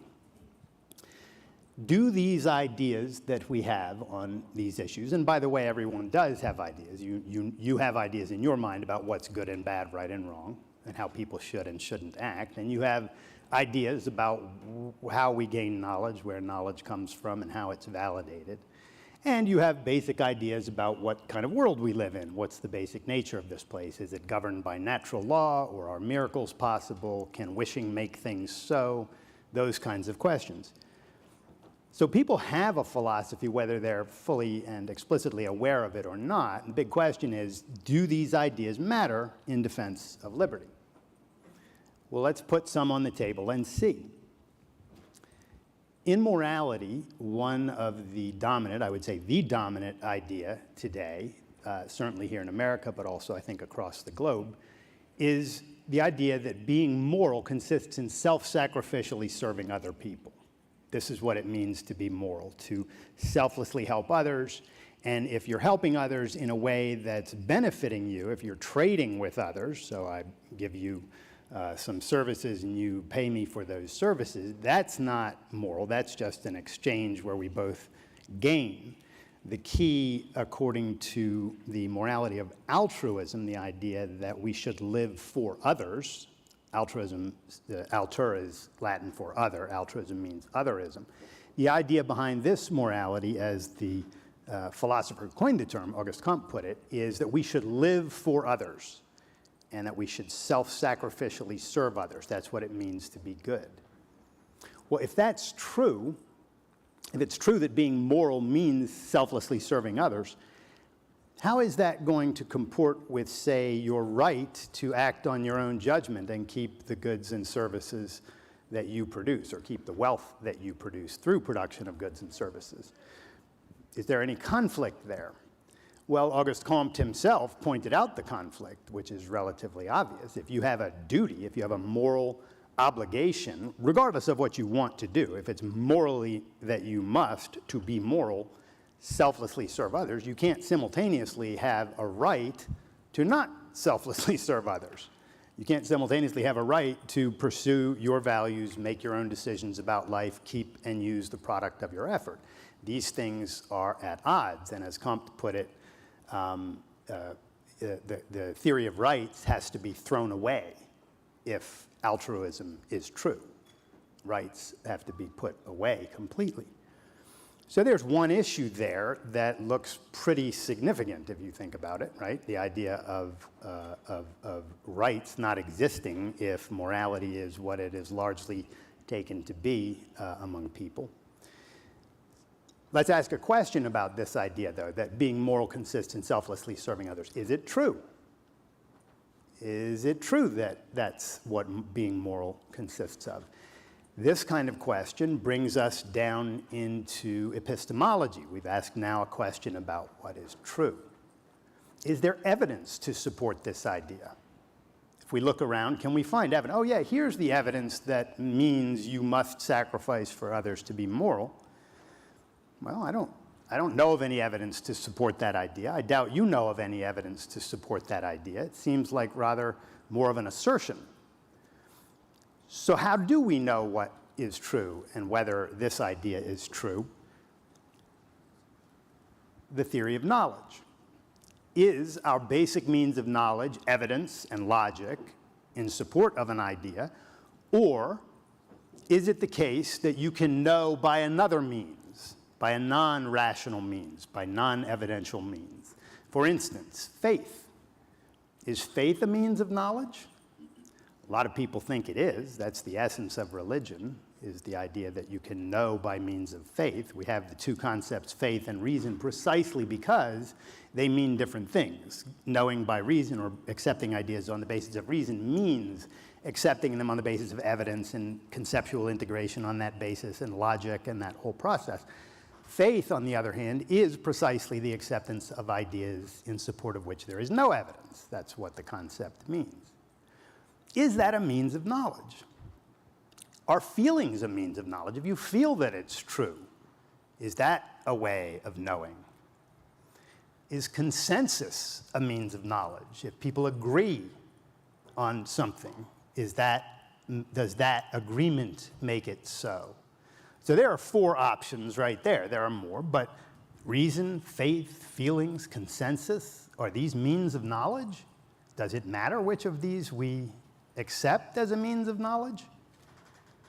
Well, I think that Mahsa Amini would say, yes, it matters.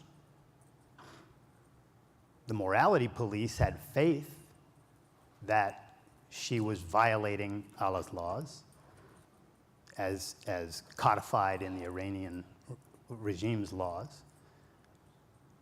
I think Salman Rushdie might think that the idea of faith being a means of knowledge on those same grounds is problematic. What about feelings as a means of knowledge? Oh, and I could go on with the faith about homosexuals being thrown off of buildings and hung for the same reasons. What about feelings being a means of knowledge? Is there any evidence that the Ukrainian people are one big collective that is the same as the Russian people and that the Putin regime is correct to rule all of them? Is there any evidence to support that? Or is this just Putin and company feel that they would like to do this, so they do it? Consensus. Is it true that consensus is a means of... What about the consensus in the antebellum South that slavery was perfectly fine? It was the consensus. Did that make it so? Epistemology matters. How we know what we know and how we can validate truth claims matters a whole lot, philosophically, and for liberty. I mentioned evidence before. What would that mean if evidence was necessary? Would there be something solid that I can see, touch, taste, hear, smell to support ideas if someone's making a claim? Can I access reality at all? Is there a reality out there? If so, what are its properties? And is there just one reality, or might there be more? This brings us to the question of metaphysics. What is the nature of this place in which we live, and this place in which we're trying to figure out how to defend freedom so that we can live? Is it governed by natural law? Is it true that things are what they are, the law of identity, as Aristotle and Ayn Rand and others have identified it, and that things can act only in accordance with their nature, so a rose can bloom or wilt, but it cannot speak, right? Is that the case? Or are miracles possible? Is it possible that a rose could speak? Well, that might not seem like a big deal in terms of liberty, but I think if we push this a little further, we'll see that it might. If miracles are possible, why are they possible? If things can act in contradiction to their nature, then that means that government spending and government printing of fiat money could act in contradiction to its nature. Could be that this time, government spending and printing of fiat money won't cause inflation. Or is there something natural in the connection between those relationships? So is it true that there's a reality to which our ideas and our thoughts have to conform or not?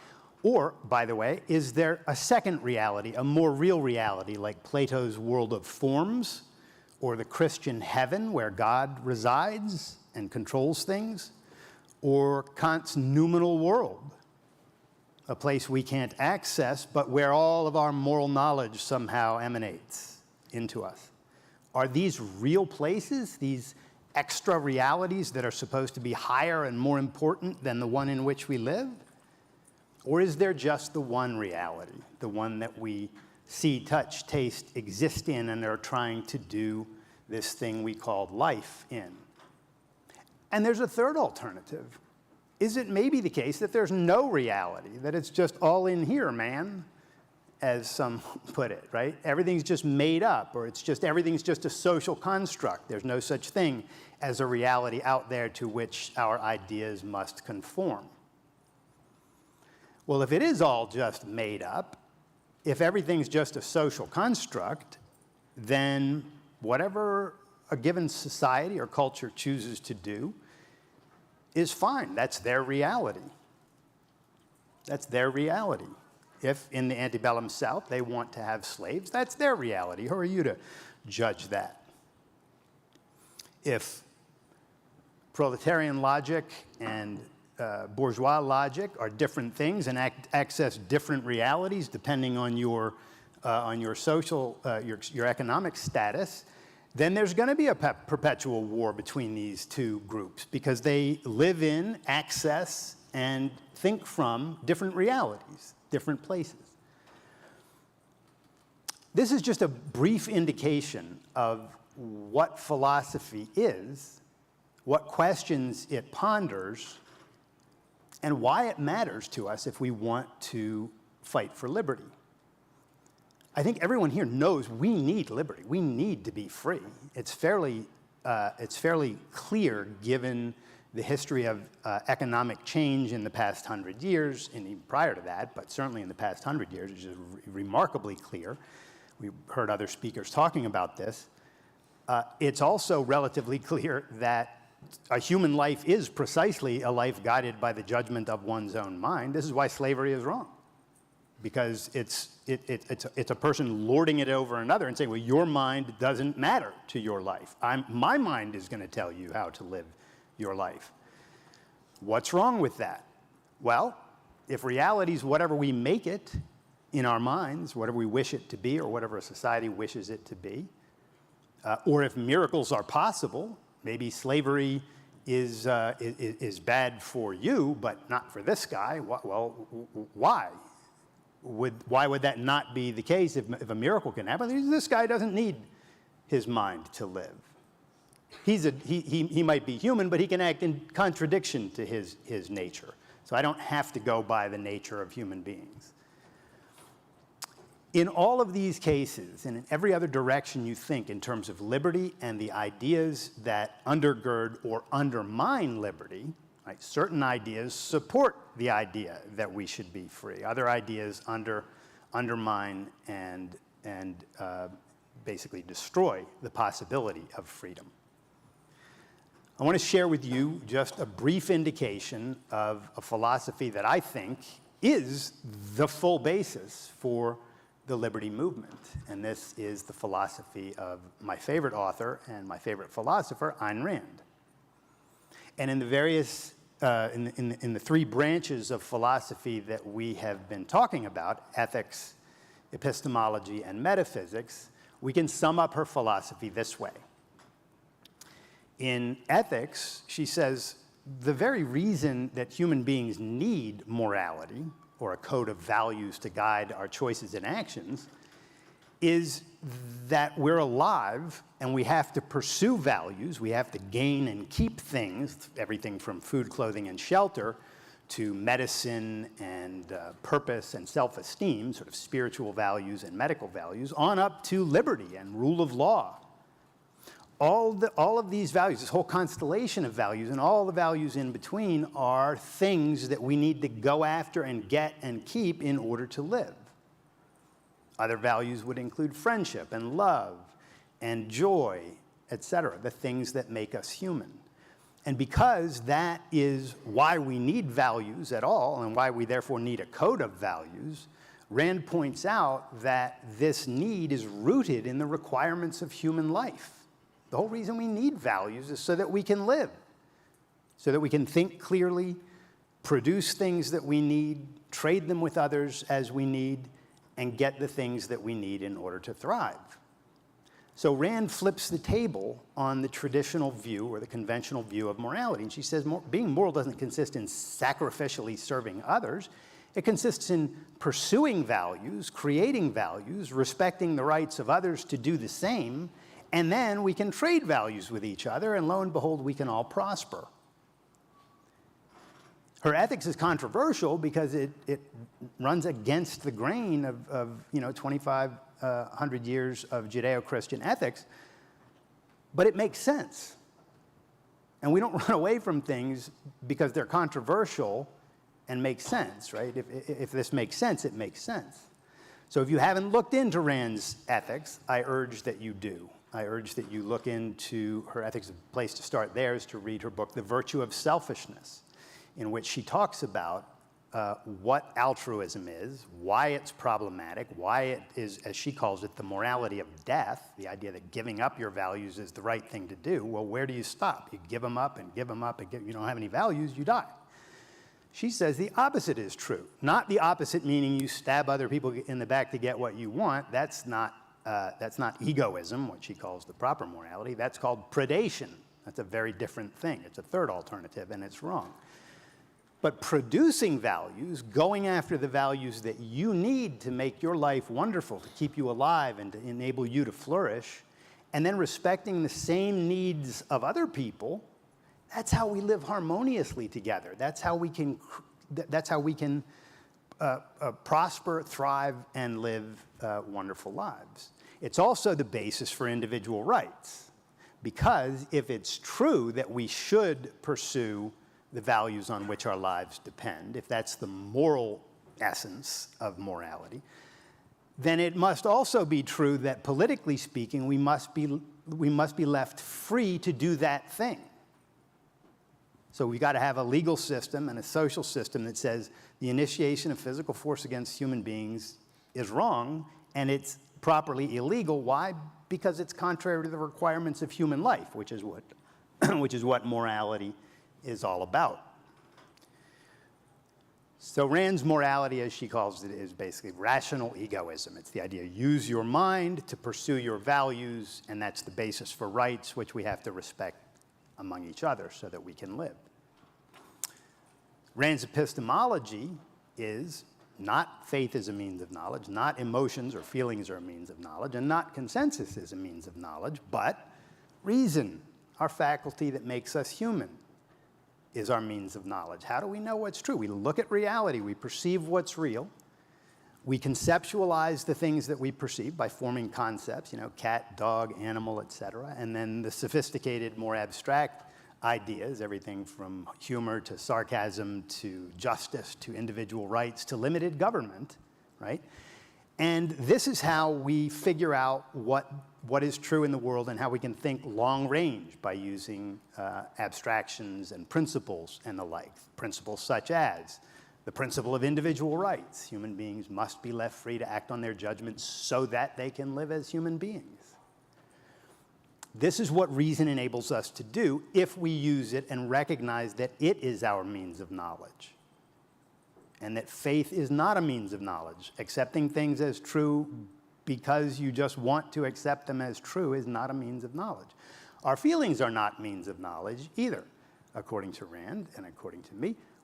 Our emotions are extremely important, don't get me wrong. There are emotional means of experiencing our values, or our psychological means of experiencing our values. They're very important, but they're not our means of knowledge. We have two mental faculties going on here, our emotional faculty and our conceptual or rational faculty, and they can work in harmony as long as we treat them as what they are, each for its specific purpose in our lives. And consensus certainly is not the means of knowledge, according to Rand. Just because people agree on something, this is the classic logical fallacy of appeal to the masses, right? That, oh, well, there's a consensus on this, that makes it true. That's just absurd. So Rand says that reason is our means of knowledge, and it helps us to access this one reality, bringing us down to metaphysics, the one reality in which we live, this one, the one we're trying to understand and live in and master so that we can flourish. She stands with Aristotle, who said of Plato's world of forms that it was senseless duplication to create another world that we then also have to worry about when there's no evidence for that world to begin with. Why duplicate reality? This one's difficult enough to figure out. Let's just figure this one out and live well in it. And to the postmodernists who claim there is no reality, or it's all just made up, everything's just a social construct. Well, I mean, that's pretty ridiculous. Is it a social construct that if you step in front of a speeding bus, you will die? Is it a social construct that Mahsa Amini is dead? Is it a social construct that the Ukrainians who are being slaughtered by Putin are being slaughtered? Or are these things real? Are they really happening in the world that we live in? The answer is relatively obvious. The claim that there is no reality or that we can't access reality is utterly absurd in the face of everything that we know to be true and all of the things that we do in this world. So I think there is a need for philosophy in the liberty movement. There's no question that we have to think about what's right and wrong, what's good and bad, how people should and shouldn't act. We need ideas on this, and we need those ideas to correspond to reality, to the reality we know, the reality we live in. If they don't correspond to that reality, we can't demonstrate that they're true. And if you can't demonstrate that your advocacy of liberty is true, if you can't demonstrate that when the government spends more money and prints more money, that inflation happens, if you can't demonstrate that when a foreign aggressor invades a relatively free country and starts killing people, that those people actually, die, and if you can't explain that a young girl has a right to wear a hijab or not wear a hijab, and that no, quote, morality police with their faith as a means of knowledge get to say, well, we know something that obviates the need for you to live anymore. Philosophy matters, and I think that Ayn Rand's philosophy, if you look into it, you will see that it is the philosophy for freedom fighters. It is the philosophy that undergirds liberty and all of the things that we need to know and understand in order to protect liberty and advance liberty and bring liberty to the rest of the world. We've been at this, the liberty movement, for many, many decades. In fact, if we go back, we can take it all the way back, if you will, to Adam Smith, to the first economist who was trying to show that when people are free to produce and trade, that it rises everyone's standard of living. And that's true. And economics is an important science in the advancement and defense of liberty. But it is not the only science, and it is absolutely insufficient on its own. Absolutely insufficient on its own. We have lost ground in the fight for liberty in the economic realm, and we are losing ground in many other ways today, not only here, but around the world. And the solution to this problem is not to lose the economic argument, not to set that aside. Of course, we need to keep pointing out what happens when people are free and what happens to aggregates and cultures when they're free to produce and trade. But we need to integrate our economics with a rational, reality-based, egoistic, self-interested philosophy. And Ayn Rand's philosophy is precisely that. I want to recommend a few books. I think probably almost everyone in here has read Atlas Shrugged. It just seems to be almost ubiquitous in the liberty movement that people have read that. If you have not read it, however, I recommend highly that you do. It's a novel about, put it succinctly, it's a novel about a man who said he would stop the motor of the world and did.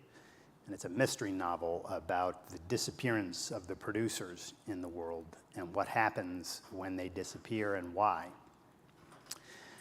Rand's other books are The Fountainhead, which is about a wonderful architect named Howard Rourke and his intransigent commitment to designing buildings in his own style from his own rational perspective. And it's a really powerful story about integrity to one's values.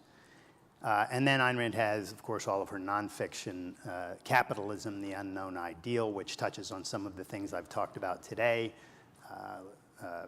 The Virtue of Selfishness, a new concept of egoism, which touches very directly on the things that I've talked about today. And one of my favorite books of Rand's, Philosophy, Who Needs It?, which is a survey, not of philosophy as such, but of specific issues in philosophy that really impinge on human life, liberty, and happiness. So I recommend you read these books, and if you're interested in taking courses on any of these topics, one of the organizations that I work with, Objective Standard Institute, which has tables out here at the conference, has constantly got courses going on talking about philosophy in general, not just Rand's philosophy, but philosophy in general, Rand's philosophy in particular, and the ways and related ideas for living beautifully and defending liberty. Thank you all for your time today.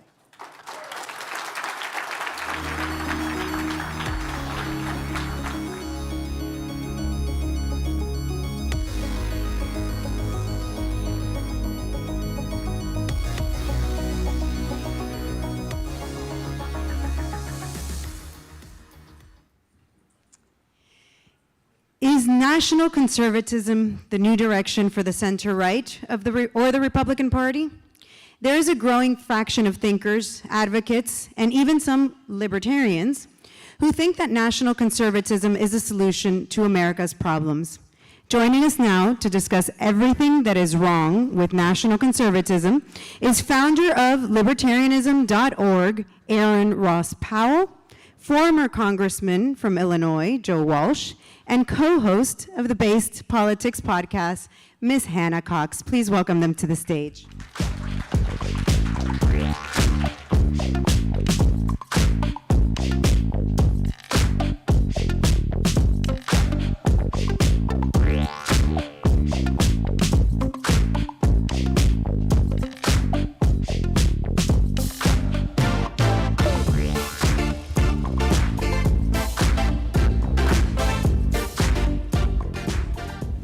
What's up, LibertyCon? Good to see you guys.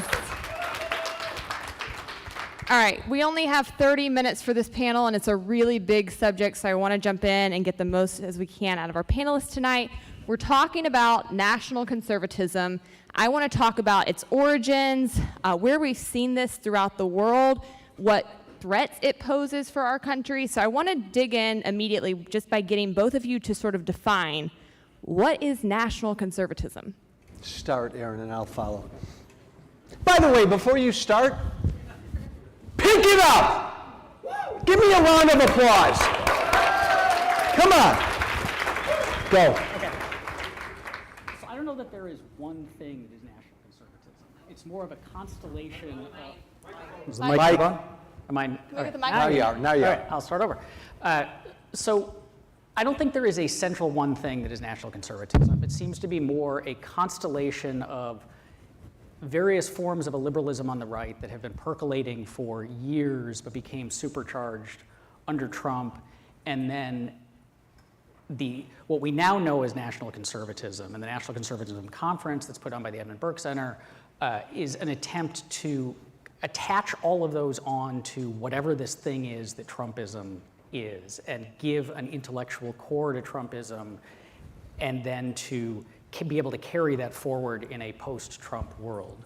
But briefly, it is nationalism married to a very hard form of social conservatism and a desire to radically restrict freedoms in order to compel or at least heavily support a narrow conception of what is the good life. It's, Aaron's right, it's national conservatism, which, by the way, is the Republican Party right now. Make no mistake, and if Trump died tomorrow, it's going to remain the Republican Party. It's the right that has felt beaten up and down and kicked around for years, Hannah. Mm-hmm. Now they've got some power, and now they're saying, I'm going to use the power of government, like the left's been doing all these years. So now we're going to use the power of government to punish people, to go after our enemies, to get the country we want, some sort of Christian theocracy. Aaron's right. It's fundamentally antithetical to freedom, but it's kind of the right's revenge. I really like that definition because for me, coming up in the era I was in, I was always very opposed to Trump, not just because of who he was and what he stood for as a person, but because I really thought, you know, what we could lose over the next decade, 2 decades, if the American right quit standing for free markets and individual liberty and limited government. I think you're exactly right. That's what happened. It's now, it's bigger than him. It's here to stay. I guess my question to follow that up would be, was it always sort of underlying there, latent, and he came in and tapped into it, or is it something that you think he created?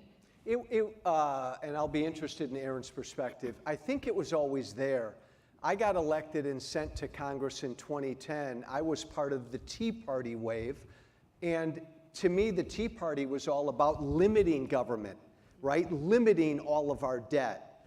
But there was this other aspect of the Tea Party, a more nationalist, I'm pissed off at the left kind of a thing. When I went to Congress, we didn't deliver on limiting government or doing anything about the debt. And so Republican voters got really disenchanted, and then along came Trump. And he tapped into what I think is the uglier strand in the Republican Party base, which is this more nationalist impulse. And actually, Hannah, this more authoritarian impulse. And then I'll shush. The average Republican voter right now has given up on democracy, and they want a dictator to give them back the America they want. Yeah, I think what it shows is there was always this element of the right that saw freedom as instrumental and limited government as instrumental, in the sense that they were opposed to government power and the exercise of government control when they saw government as a threat to the values that they held. And so if government was going to stamp out conservative Christian values or social conservative values, we want to limit government. But what Trump did was Trump showed them, now we can control this thing, and we can use it as a way to engage in war against the people who have wronged us, who have angered us, which they see as all of us liberals who have chosen to live in ways that don't conform to their narrow values. And so now they have turned to government as a tool for essentially instantiating in the world through violence the particular way of life that they prefer. So it's simply, I think the main change that we have seen, and Trump was what catalyzed this, is a shift from seeing government as a threat to government as a powerful tool they can use to get their way. I think that's exactly right, and that's something I hear repeated a lot from the right, especially when it comes to issues like big tech. You constantly hear them say, well, they've done this to us, so we need to do it to them. And it seems to be something that's going to continue to escalate and to continue moving us further and further away from actual liberty. Well, look at let's be real. If Trump wants to run for president again, which I think he will, he'll be the Republican nominee. But if he doesn't, who's the second most popular Republican right now? Besides Tucker Carlson, who's just, don't even get me started, it's the governor of this state, Florida. Ron DeSantis has become famous for what? Using the power of government to punish individuals and private businesses, to punish people, to go after people. Again, that's antithetical to what everybody in this room should believe in, but he's the second most popular Republican right now by far. Yeah, I think that's right. And I know that most people in this room are more libertarians, but I think many of us came from the right. I know I grew up Republican and then ended up leaving the party, and I think that we do still have to be concerned with what happens within that whole institution right now in our country. And I guess my big question for you guys is, if the national conservatives get their way, and they're working really hard to maintain their control of the party right now and to try to get their foundations in place, what does the country look like in 10, 15 years? What are the things that we lose? What's most at stake right now?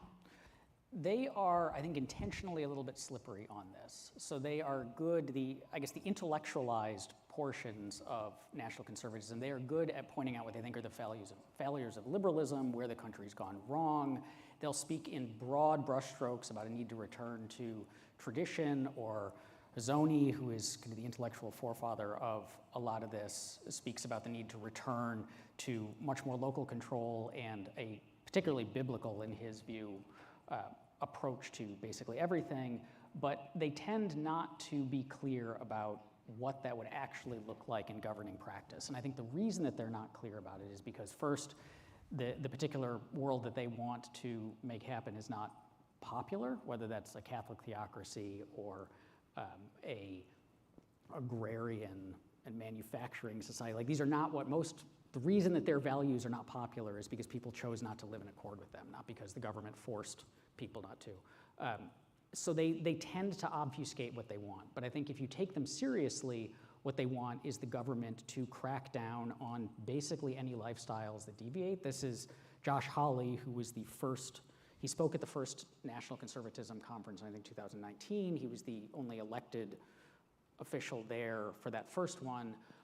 His early writings, even before he got involved in elected office, are very clear that he despises all of your freedom because you're choosing to do things differently than the way that he would do them, and he thinks that's bad not just for him and for the country, but it's bad for you, and because it's bad for you, you should be compelled to live differently.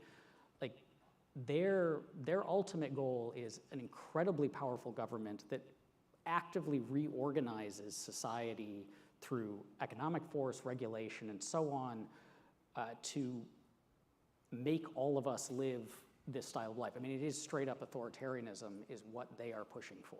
I think if you believe in freedom, which I'm assuming everybody in this room does, this is a scary ass time in America. I'm a small L libertarian, former Tea Party congressman who doesn't have a home right now. I'm not a Democrat. I respect the Democrats, but I disagree with them on policy. They believe in a bigger government. But my former political party, the Republican Party right now, is fundamentally authoritarian. And Aaron mentioned this, the other thing that cannot be overlooked and has got to be confronted, much of what these national conservatives want is a Christian country, a Christian theocracy. They don't believe in separation of religion from government. They don't believe in a secular country. They will tell you that. They want this country run on, they want the government run on Christian principles. I'm Christian, but that is scary because that's not what America is. That's not what America was meant to be. Now, I think you're all younger than I am. I'm an old white guy.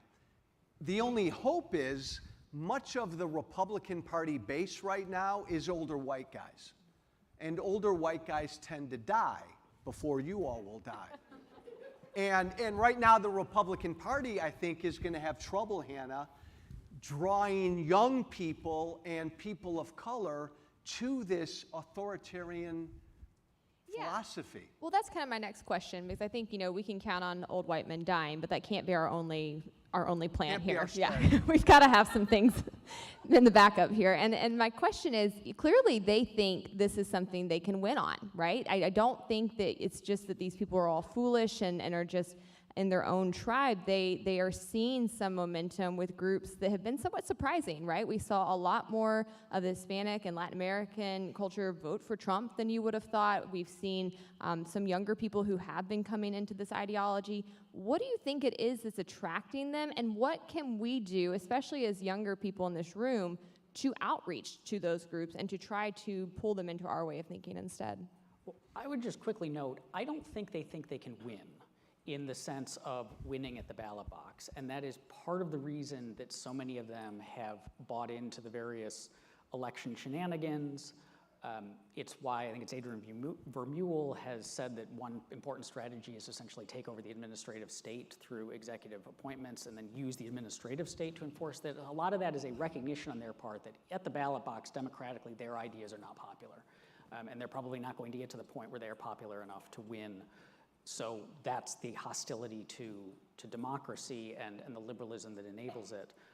But I think the appeal for a lot of people is the world has changed a lot, changes very quickly. It is heavily interconnected so that even if you live in your small community that accords with your values, you are made aware through the internet and television of all this other stuff. You know, Sohrab Ahmari getting really mad about a drag queen story hour that was happening nowhere near him. And that, for a lot of people, that feels threatening. It's scary.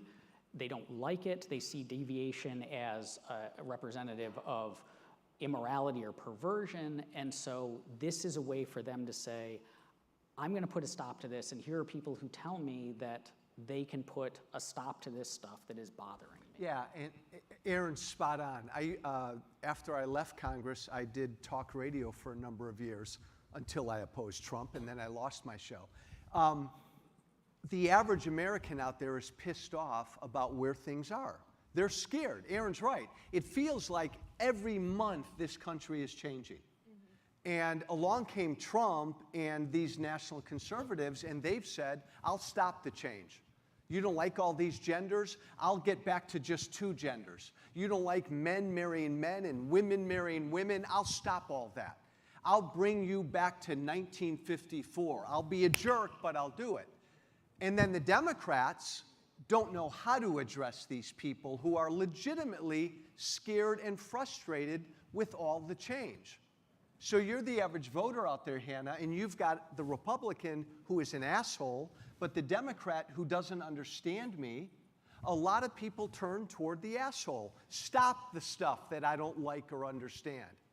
I think it's going to work in the short term. I think Republicans will take back the House in a month, maybe the Senate. But eventually, there are more people who think like we do in this country. It's just a matter of fighting back.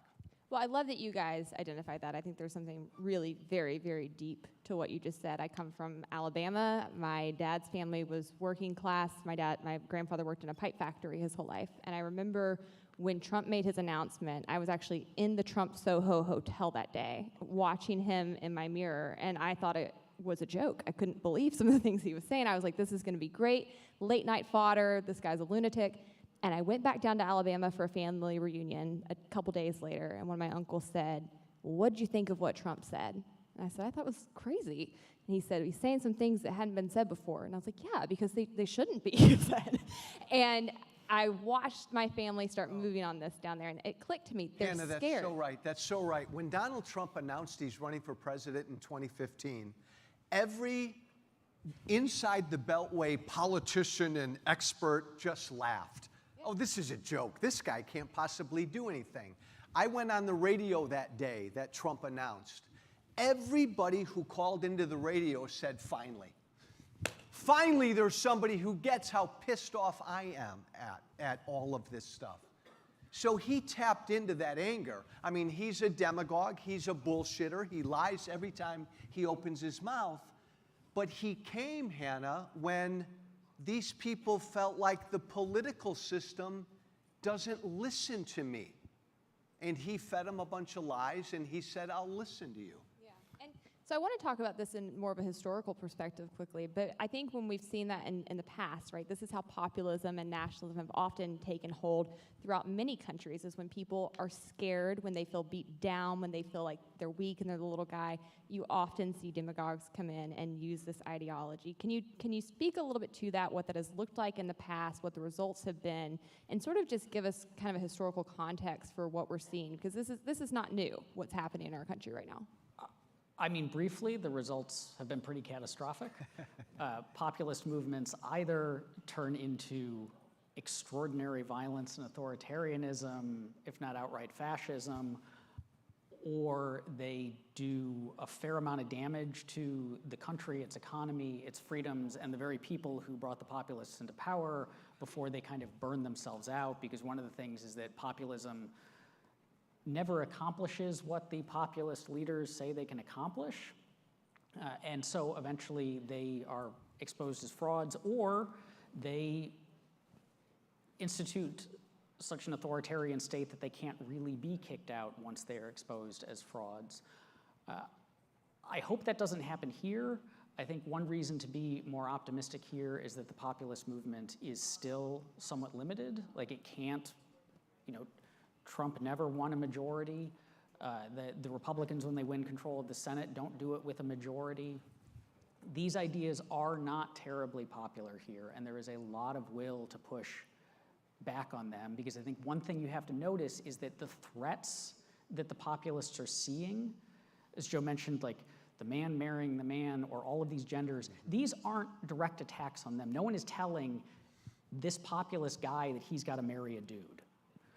No one's telling him that he's got to switch his gender. It is simply other people living their own freedom, self-authoring their own lives, and the diversity of that is seen as threatening. But the very fact that that diversity is out there, and is out there in large enough numbers to be seen as threatening by the populists, tells us that there are a lot of people who really embrace and enjoy that kind of diversity and want to live in a world of genuine liberalism and self-authorship.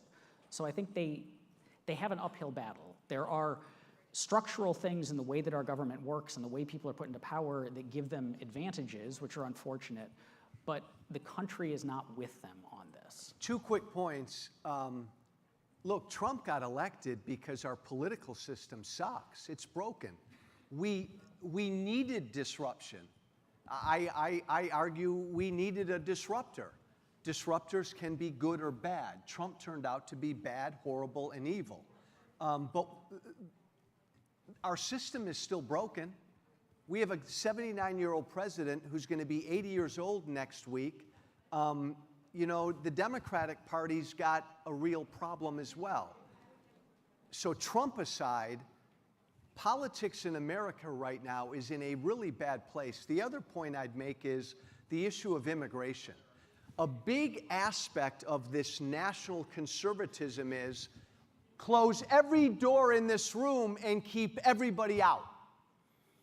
If you're not white and you're not Christian, keep them out. That's a big part of national conservatism, and it's a big part now of the Republican Party. Yeah, that's an excellent point. I've often said that in 2020, none of the above actually won the popular vote, because more people stayed home than voted for the Democratic Party or the Republican Party. I think there's many people who are very dissatisfied, and for good reason. in this country. I also think, though, that we've got to start doing more to help them understand what our principles are, because my fear right now is that while the GOP is moving into national conservatism, which is antithetical to everything I believe in, they're still claiming capitalism, right? They're still claiming that they're the party of limited government. And I think that what can happen is that when they're doing this, the vast majority of the country does not know what these terms mean, does not know when they're being badly applied, and therefore starts to associate some of the things they're doing with capitalism, right? I often heard criticisms from people on the left under Trump's administration, they're like, this is a failure of capitalism. And I was like, this guy is not that capitalist at all, but because they don't know. And so I think that one thing we have to do as liberty believers is do a better job of defining these words and pointing out where policies are not lining up. With Trump, I think that came down to things like trade and immigration and helping people understand that immigration is a net positive for all people. It benefits everybody. But I think, again, it goes back to that fear factor you're talking about, and that sort of like pull the ladder up behind you, make sure that nobody else is coming for the wealth that we have here. That's why if you believe in freedom in America right now, it's really a tough time, because where do you belong? You're not a Democrat. Again, I respect Democrats, but that's not the party of freedom. I was a Republican for my whole life until 2 years ago, because generally they believed in less government and more freedom. That's not them anymore. And I think, unfortunately, the Libertarian Party is not necessarily the party of freedom anymore either. The Libertarian Party's nuts, and they've been co-opted by a lot of this ugly nationalist crap. Forget about the Libertarian Party. I'm sorry, Aaron, Hannah.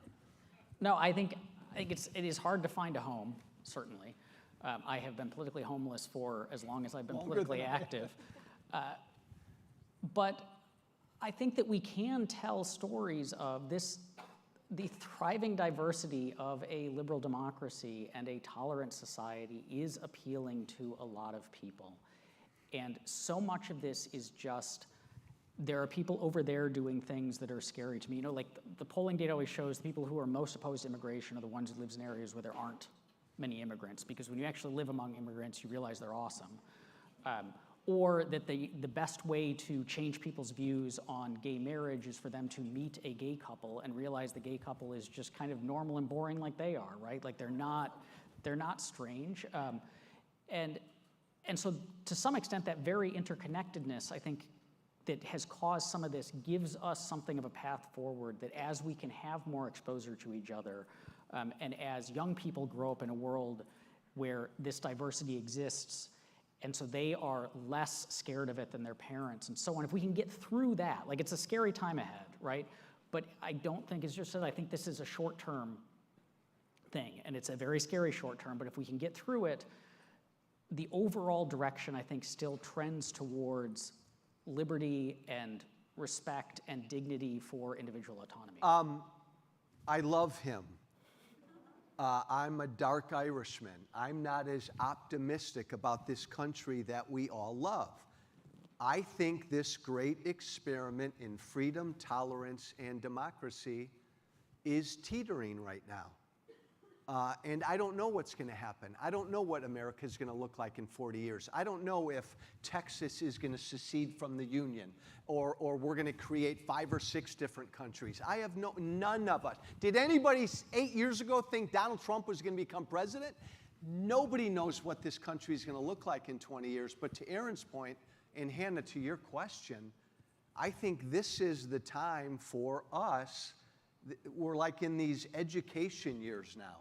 We have to proselytize. We have to go out into the wilderness, go out in every sector of this country, and kind of re-engage Americans in our founding principles. Because I do believe Aaron's right, most Americans subscribe to them. I think that's very right. My last question I want to touch on, we have a lot of people from international travel here, and I think that this is something that could impact many other countries. America has been a beacon not only for our economy, but for our values and our ideas for some time.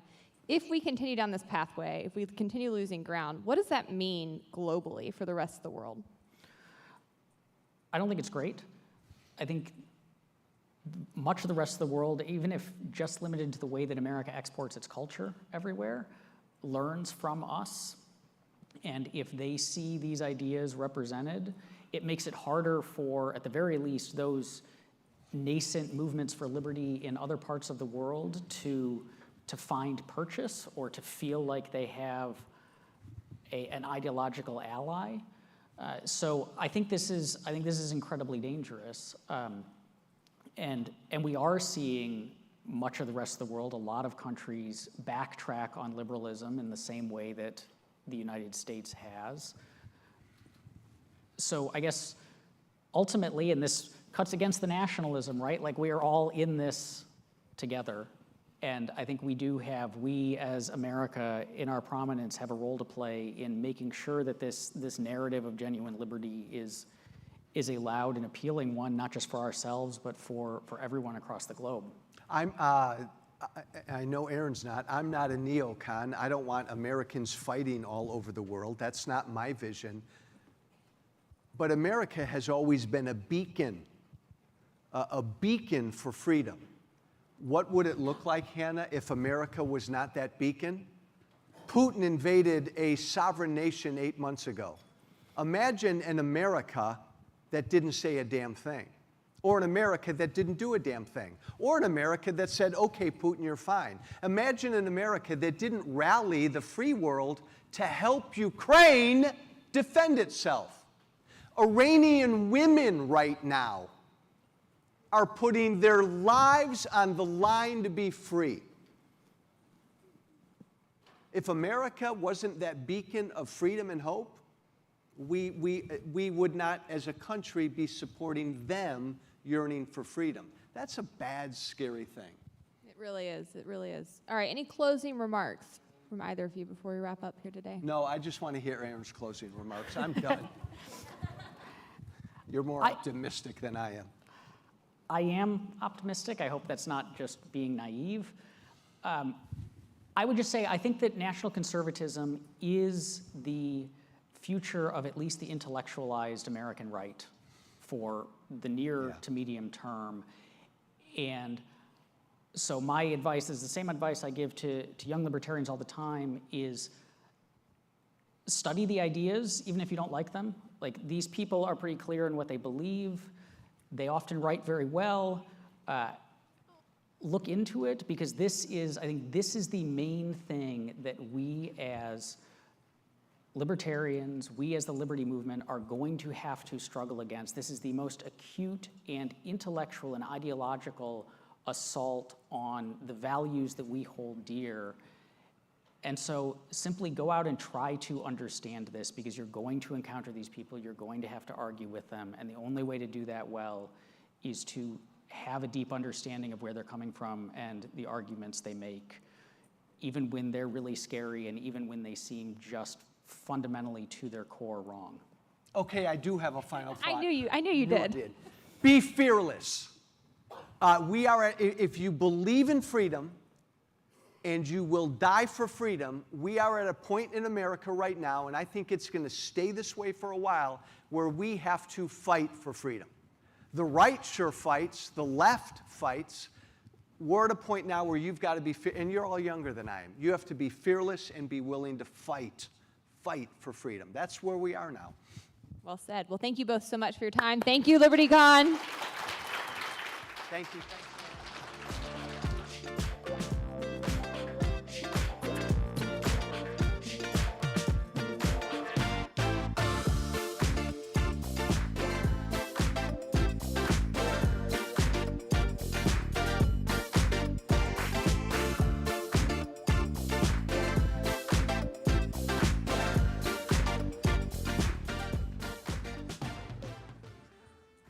What does a Christian mother from Mississippi, a hip-hop artist from California, and a libertarian feminist from Washington, D.C. all agree on? I'm going to say drugs. Our next panel features the three incredible guests from wildly different backgrounds who all agree that now is the time to end the war on drugs. Do you guys agree? Heck yeah. Please help me welcome Reason Magazine's Jacob Rich. Yeah. Founder of End It for Good, Christina Dent. Producer and artist, Supreme. and co-founder of Feminists for Liberty, Kat Murthy.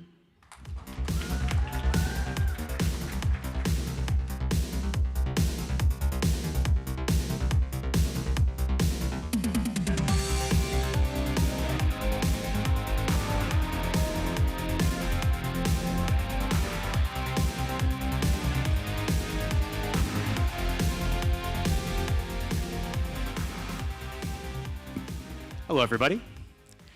My name is Jacob Rich. I am an analyst at Reason Foundation, and I'm also a PhD student at the Cleveland Clinic in Case Western Reserve University. I kind of want to tell you guys about one of my friends. I was thinking about her the other day because we literally agree about everything, but she calls herself a conservative, and I call myself a libertarian. And I couldn't really put my finger on why we call ourselves different things. But I think I put my finger on it. You know, she wants to end Medicare. She wants to end Medicaid. We were discussing taxes and how taxes don't apply to healthcare goods. And as a libertarian, I kind of think, oh, that's a good thing. And she's like, well, I don't like that because I don't want the government to even determine what healthcare is.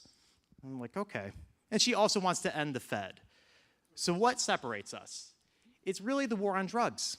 It's probably the only issue that is the red line for conservatives and libertarians. So I'm very honored to have three very special guests to discuss this topic, and I hope you guys like our conversation.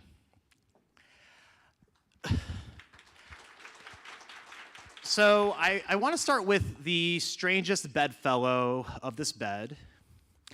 Christina Dent is the president and founder of End It for Good. And I myself have been investigating Christianity lately. I'm an Orthodox Christian, and when I read about St. Paul makes it very clear that drunkards and things that people who are parallel to that do not make it to the kingdom of heaven.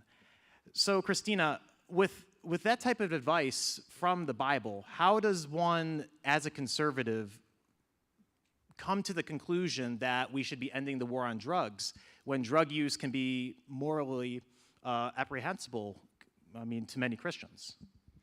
Yeah, so for me, my journey, so I supported the drug war for my whole life until about 5 years ago, and really thought, like, this is the right thing to do. Drugs can destroy people's lives. We've got to get them out of the country, out of the world, and outlawing them is so obvious I never even really thought about it. And then I became a foster parent, and I started to see that playing out in real time in real people's lives. And I realized that drug policy impacts people. It's people policy, as all policy is, but I began to actually see that, and it was humanized for me. And I started to do what I think is one of the most important things that I hope other people will do and invite the people you know to do, which is to separate whether or not I think something is right to do or wrong to do, whether it agrees or my religion agrees or disagrees with it, from whether or not it should be legal or illegal. And that was really a turning point for me when I began to realize there is a policy that I supported because I thought it was helping people. And the more I started to learn about it, the more I realized it's actually harming a lot of people. So I didn't leave my faith. I didn't leave my politics. I changed my mind because I learned something new, and I came to believe that a different position on drug policy was more consistent with my values than the position I had held before. And that broadness of camp for people to be part of the movement to end the drug war, to end prohibition, to bring drugs back into a legally regulated environment can have lots of different people. We can disagree on a lot of different things, and we can all be in that camp that wants to see more people thriving, more children with their parents, more people alive and able to build a healthy life. And that's what I want to see. And that's what ended up getting me on board and starting an organization to invite other people to consider this, because I absolutely believe advocating for a change in our drug laws is consistent with my Christian beliefs and my belief in the absolute value of every human life. And ultimately, that's what changed my mind. I put that up against what was actually happening, not what I thought was happening or what I wanted to be happening, but what was really happening to real people and children and families. And for this room, most of you, I'm guessing, are already on board. What I hope maybe to leave you most with is that people cannot support something they do not understand. So if you understand why drug prohibition is harming millions of people around the world every day, don't assume that everyone else understands. I did not understand. What helped me to change my mind was an invitation to consider, education to learn, and time. It took me 2 years to change my mind on it from the time I started learning about it. I needed time to think through this, what felt like to me a radical idea. The first time somebody asked me, do you think drugs should be legalized?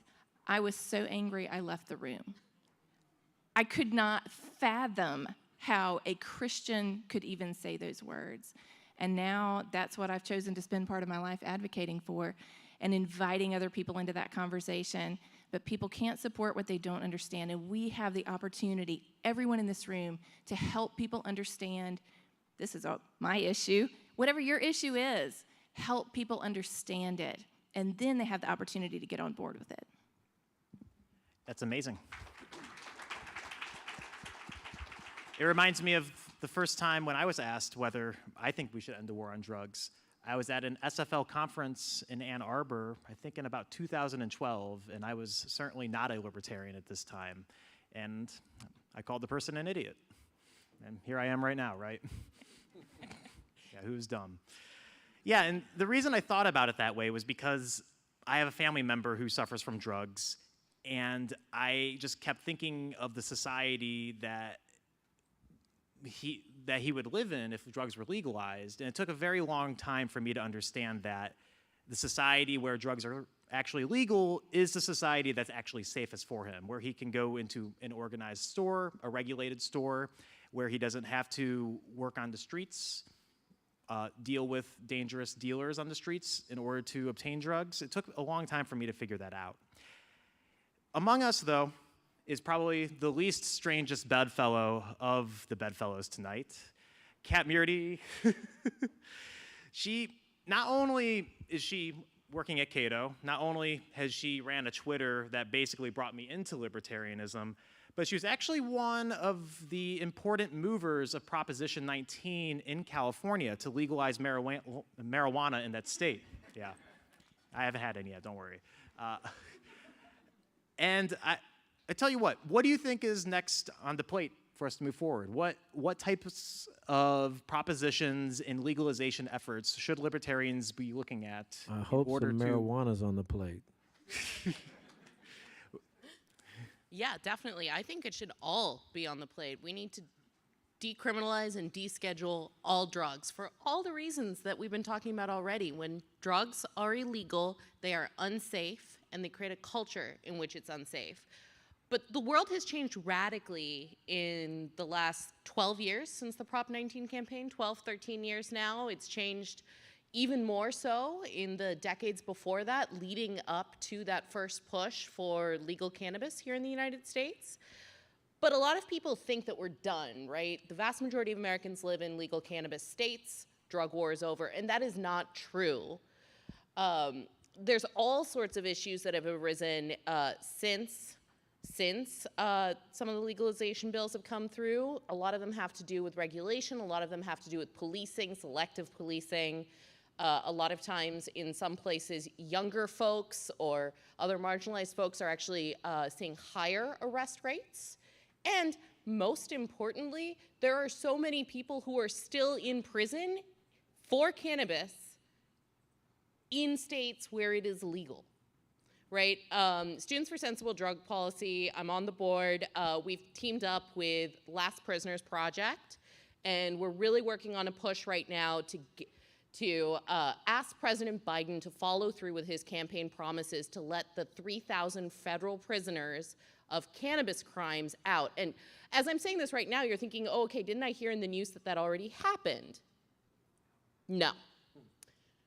President Biden pardoned no one. He pardoned only people who had simple possession crimes. That is none of the people who are currently in federal prisons for cannabis crimes.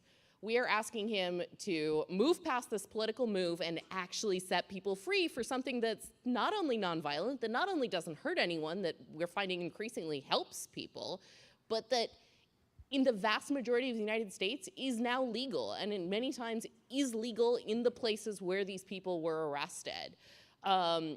So we're pushing for this really hard. Those of you who are in Washington, D.C. or will be in Washington, D.C., October 24th, we're organizing a direct action rally right in front of the White House. We're asking President Biden to come and hold through in his promises. Let's set these people free.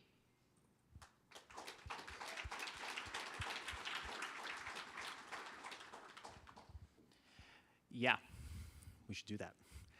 You know, and just so you guys understand a little bit about how much power the president has, he doesn't only have the power to set people free, to pardon people, to clean records, but he actually has the power to legalize marijuana and any other drug. If you read the Controlled Substances Act, it actually says that the power to schedule a drug, which determines whether it's legal or not, is completely within the powers of the executive branch. So if he orders the Attorney General and or the Secretary of the Department of Health and Human Services to deschedule marijuana, 2 to 5 months from doing that, marijuana is legal. So this isn't something that we actually have to wait on Congress for, and we should definitely put pressure on the executive to do this if they have that type of power. The last thing I want to kind of get into before we start a general discussion, I kind of want to tell a story about when I was at Brookings. Brookings hosted some young men from Chicago who had previously been a part of gang life. They joined this organization called Chicago Cred. And this organization is exactly what you might think it is. They actually approach young men on the streets, offer them a life outside the streets, and try to bring them into society so they don't have to rely on gang violence to support themselves and their family anymore. And it's been wildly successful. It was actually the previous Secretary of Education under Obama who put it together, and it's a very good thing that they've done. But I had heard some rumors about how the drug war actually operates, and it was so crazy that I really didn't believe it until I asked them in person if this is something that happens. But we see the overdose crisis happening at the moment. Fentanyl is killing so many people, but I was told by some people who work within the black markets that if they killed someone with fentanyl, it would actually increase sales. It would be a signal that they actually had a potent drug, and then it would actually increase the demand for their particular product. And I didn't believe it, but then I asked the young men afterwards if that was a thing, and they confirmed it. It was it was just crazy to confront such an idea. So yeah, Lamont, are there other types of considerations when we're looking at these drug markets that we do not completely understand?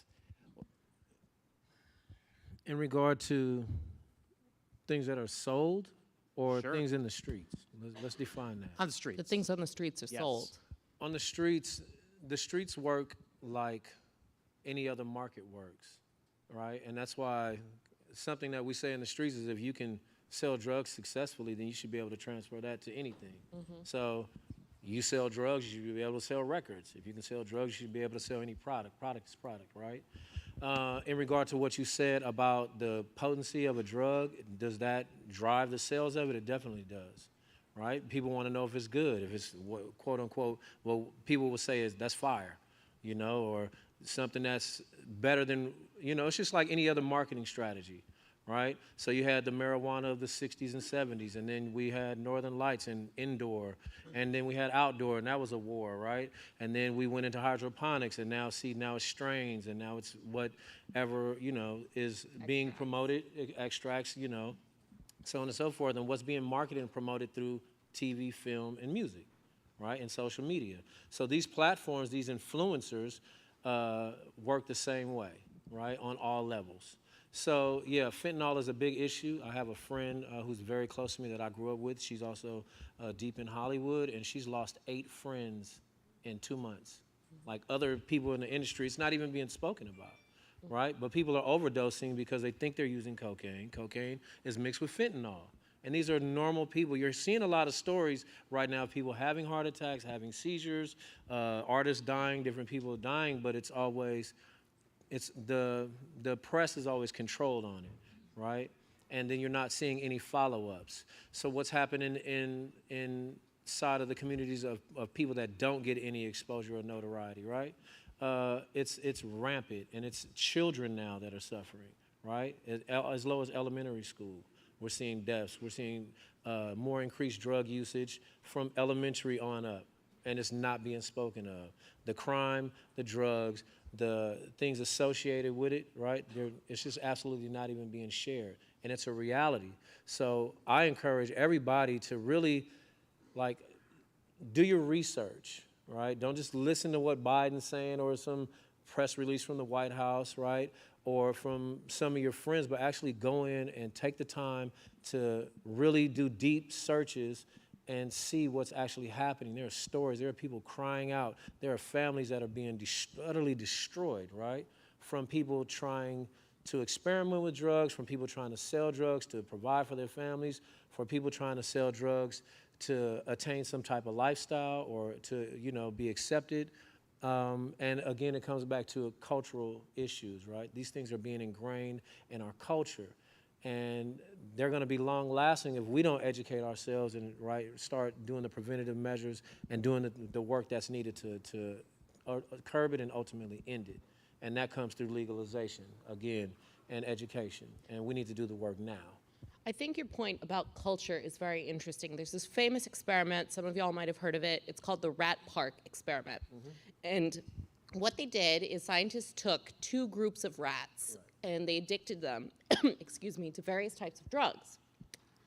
And one of those groups of rats was set in a very thank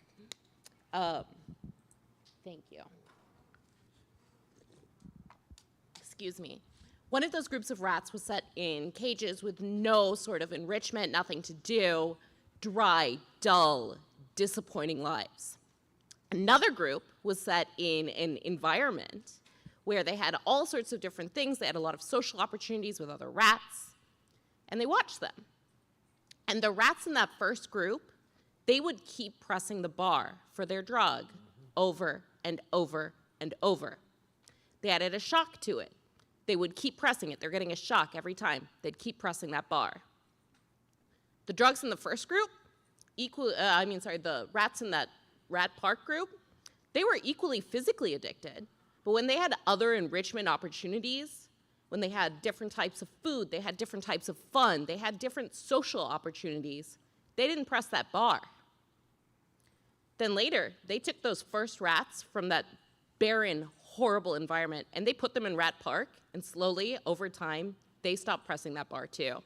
And what that tells us is that, I'm not saying addiction does not have a genetic component. It does. It has a genetic and physical component, but people turn to these things, these bad situations happen because of other problems in our society, and prohibition causes a lot of those problems, and it traps people in those problems. So we talked about the kinds of people who can sell drugs on the street. Those are good salespeople. In our legal environments, the regulations are keeping them out. They're not allowed to hold legal jobs in the businesses that they help build, right? We need to be really mindful of the types of society that we're building. With opioids, we've had the exact same problem. Every single time we hear about opioids in the news, there's a crackdown on opioid prescribing. Legal opioids become harder and harder to get. This is a problem for end-of-life patients, chronic pain patients, all of these people who are suffering. But it's not actually solving the opioid overdose problem.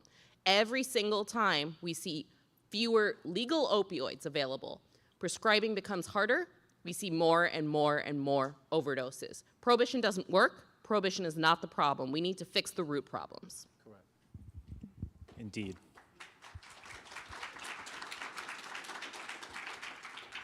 Christina, when you're discussing these ideas with people who are traditionally not as receptive to them, Do you ever discuss it as a trade-off?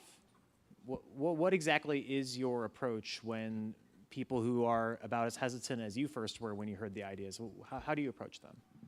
So we actually just did this last night in Louisiana, just outside of New Orleans. We hosted an event. We had about 75 people who were there, some elected officials from that community. Their sheriff was there, also leaders from child welfare services and mental health providers and parents who had lost children to overdose. It was a broad spectrum of the community.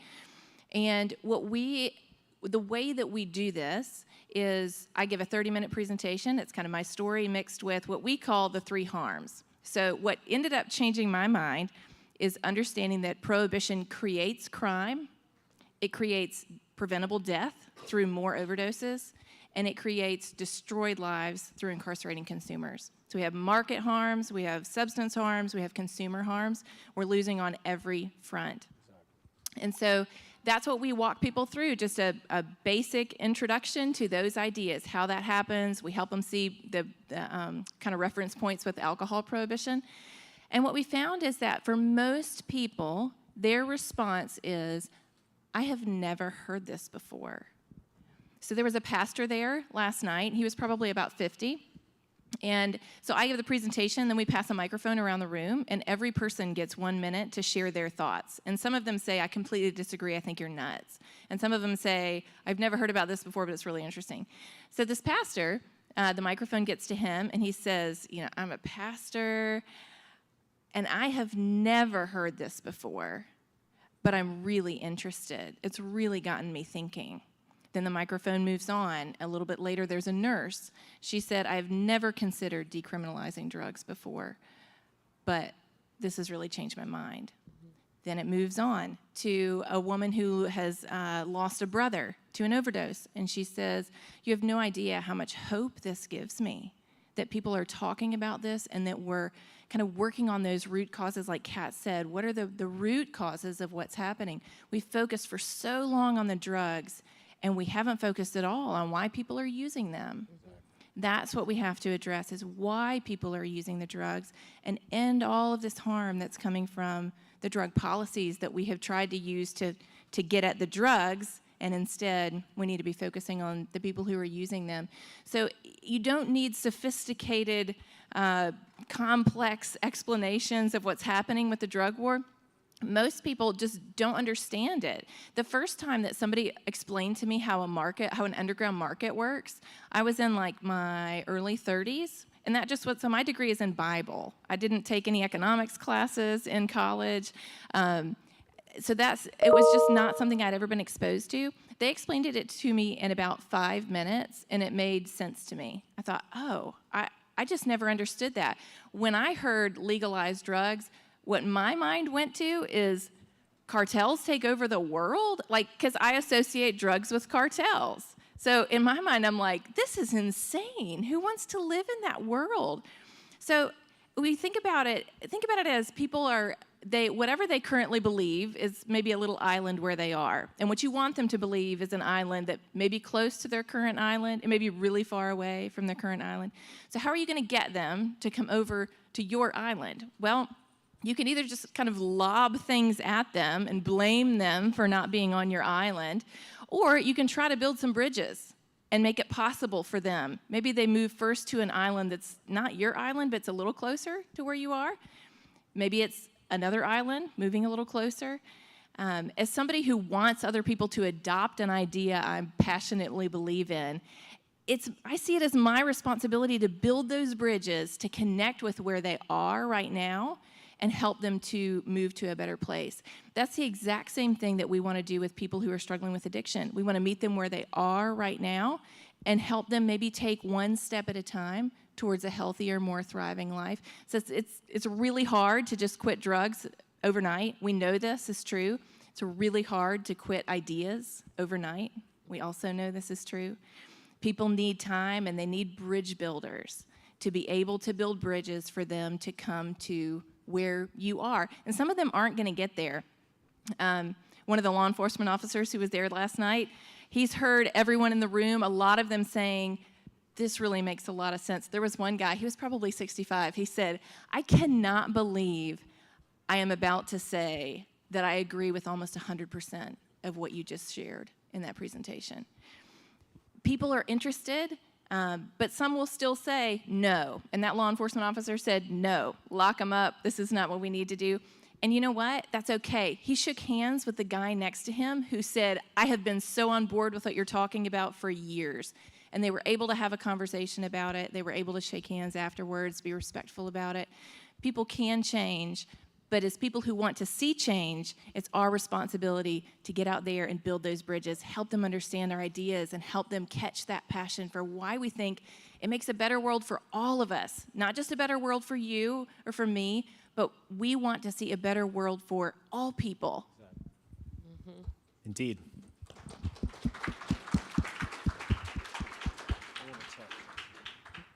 I want to share something, and this is, everything's personal, right? We're here together, right? Okay. My father OD'd on drugs on my bedroom floor. My father was gone. Like, I woke up and helped my father, like, get resuscitated, and he's here now. I watched my father retire. I'll go visit him in his beautiful home. He's a multimillionaire. It's fine. So from that, I know that there's no excuse. How did he get there? Root issues. Mm-hmm. Would you have talked to me when I was young and I was in East Oakland or I was in Brooklyn and we were in the streets doing what we were doing to become who we became? Right? You would have definitely feared us, right? And to be here on the stage sharing this room with you, I had to go through that so I could grow through that to be here, okay? Something that people don't understand, well, they understand, they don't overstand, is this. We devalue people because they use drugs. Mm-hmm. While you're sipping your Starbucks, sipping your drugs. While you're eating your sugar, eating your drugs, and you're taking your salt, that's drugs. These are all substances that alter your natural state. While you're believing in your ideologies and philosophies and cultures and traditions and religions that, where'd they come from? That were imposed on you. You didn't have it when you were born. And it altered you. You're not the same now. Right? But we judge and we pass judgment. Right? You do Molly and you do shrooms and you do this and that, but he smokes crack. He's a drug addict. Mm-hmm. Hypocrisy, right? And it's just a skewed view. But ultimately what happens is we dehumanize and we devalue people that have the same soul, that have the same value, that have the same worth, that want the same things for themselves. I'm sick. I'm sick. Something happened to me. Maybe I got abused.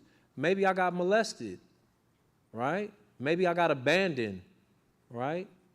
Maybe I got tortured. Maybe I got mistreated. Oh, I did. I'm talking about myself right now. These things happened to me, Supreme, right? Wu-Tang, all of these great things you guys love about us. But nobody knows our story. You see, I've had to come from success. I slept in a car. I didn't even have a house. I heard a dude in Starbucks the other day, I know we're running out of time. I heard a guy in Starbucks the other day say, yeah, I grew up really poor. We were in a 3-bedroom house. And I was like, dude, I slept in a Mustang.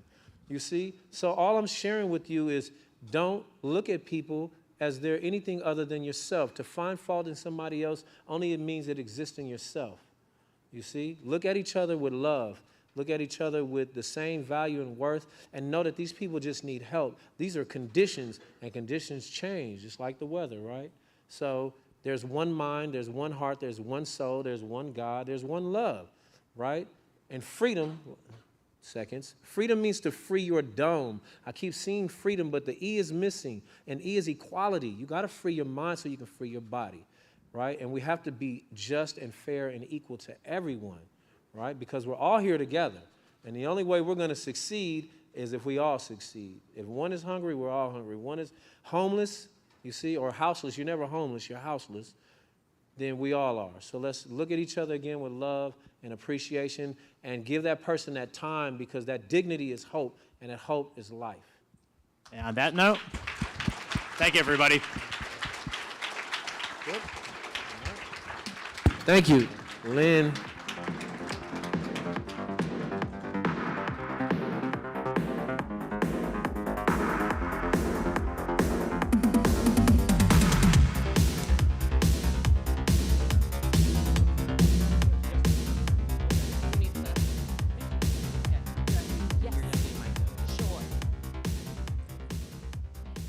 How many of you have ever watched the show House of Cards? No? Maybe a little bit? A few of you? Okay, well, if you've seen it, you've seen the dysfunction of Congress. That show is fiction, but one of our next guests talks about the dysfunction of Congress quite a bit. Who better to explain this concept than that former congressman and first ever declared libertarian member of Congress, Justin Amash. Please give it up for Justin Amash. Joining him on stage is Reason Magazine's Matt Welch. Please put your hands together for them.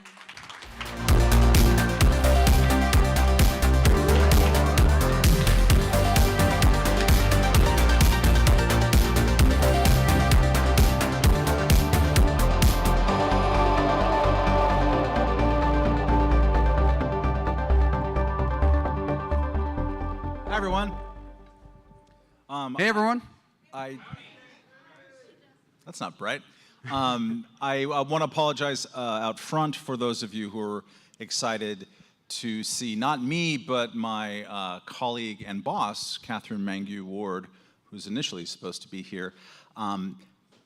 So in Washington, I regret to inform you that many people, including a lot of Reason staffers, ride these really stupid scooters around. There's like a free scooter share thing. You'll see pictures of Robbie Suave. It's terrible.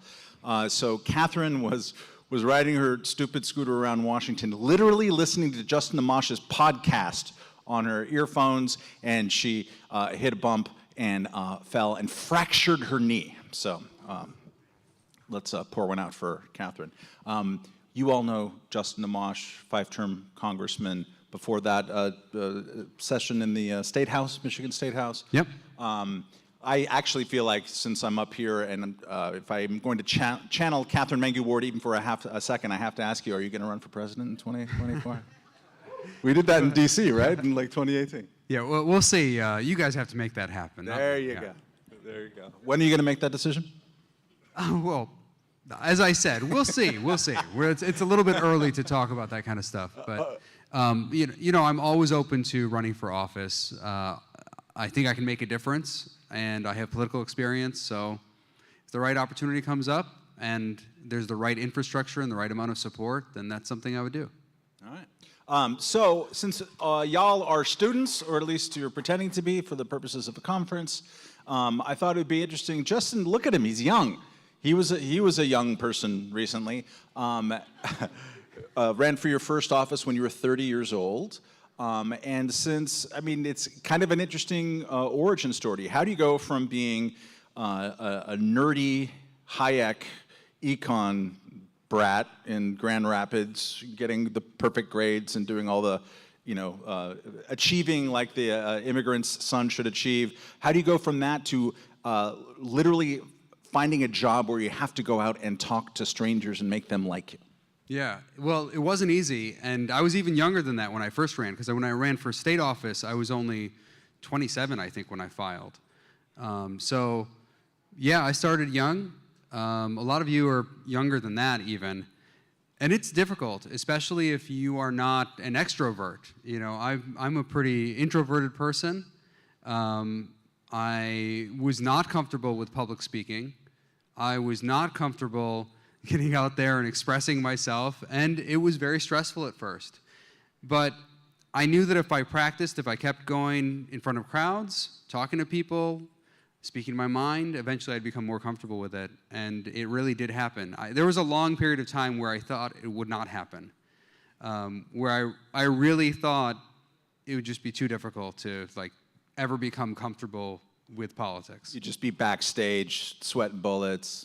Yeah, I don't know about sweating bullets or anything, but if you are an introverted person, and I was always, I was a good student. I spoke in class. I did all that stuff. I was valedictorian in high school. But if you are not really an extroverted person and you're put into a business that is all extroverts, basically, these are all type A personalities, it can be intimidating. It can be difficult. You're doing, debates and conversations in front of big crowds, and I think that's something that all of us have to, work on as we get started. And just what I would say to young people here is, even if you're not comfortable doing that, don't let that be a deterrence. Like, just work through it, fight through it. You can overcome it. And that's really the biggest battle, in my opinion. Because once I got through that, the rest of it was a lot easier. Why did you choose politics? So the family has a business. You can very well work in that business. You went to law school. People go to law school. They become lawyers. Yeah. Why did you choose electoral politics? So I did work as a lawyer for a short period of time, and I didn't really like it that much. You know, I'm not discouraging any of you from becoming lawyers. I think it is a good career. It's a good background for a lot of things, but I didn't enjoy the work I was doing. It was mostly corporate transactional type of legal work. So I was writing contracts, working on other sorts of agreements, and it was very impersonal. So what I was doing was making a difference, but not the kind of difference that was perceptible beyond a very small circle of people, right? It's like I'm making a difference for the clients I'm working for, and those people certainly appreciate it, and it makes a difference to particular companies that might be using my legal services. But when it came to the broader public, where I thought we needed to make some big changes, I wasn't having an impact there. I was reading Michigan Capital Confidential. This is a newspaper that's produced by the Mackinac Center in Michigan, which is a free market think tank. And I noticed that Republicans and Democrats were actually working together to vote the wrong way consistently. So I had heard that actually they were, you know, always fighting each other, disagreeing with each other on everything. And when I actually read this newspaper, which included votes from the state legislature, it would list the roll call votes. I was like, wait a minute, these things are passing 110-0.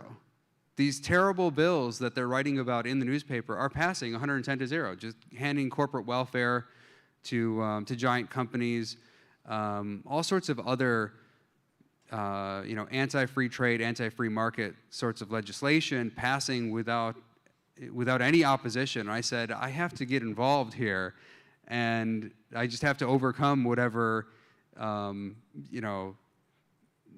social difficulties I'll face by not being an extrovert. I've got to overcome that because I have to go out and make a difference here. So let's talk about the congressional dysfunction that we started this. Most people say, at moments of exasperation, Congress doesn't work. Congress is broken, right? And that's usually either a generalized response to they're bickering again and they can't pass the thing, or you don't like the thing that they passed, or whatnot. But you've spent, and I've watched you do this in Grand Rapids, 2 constituents in a diner who were bored. No, I'm just kidding, they're happy. But you've talked about how the process is actually, of the mechanics of the dysfunction is important to understand. Can you walk us through and how maybe that devolved during your 10 years?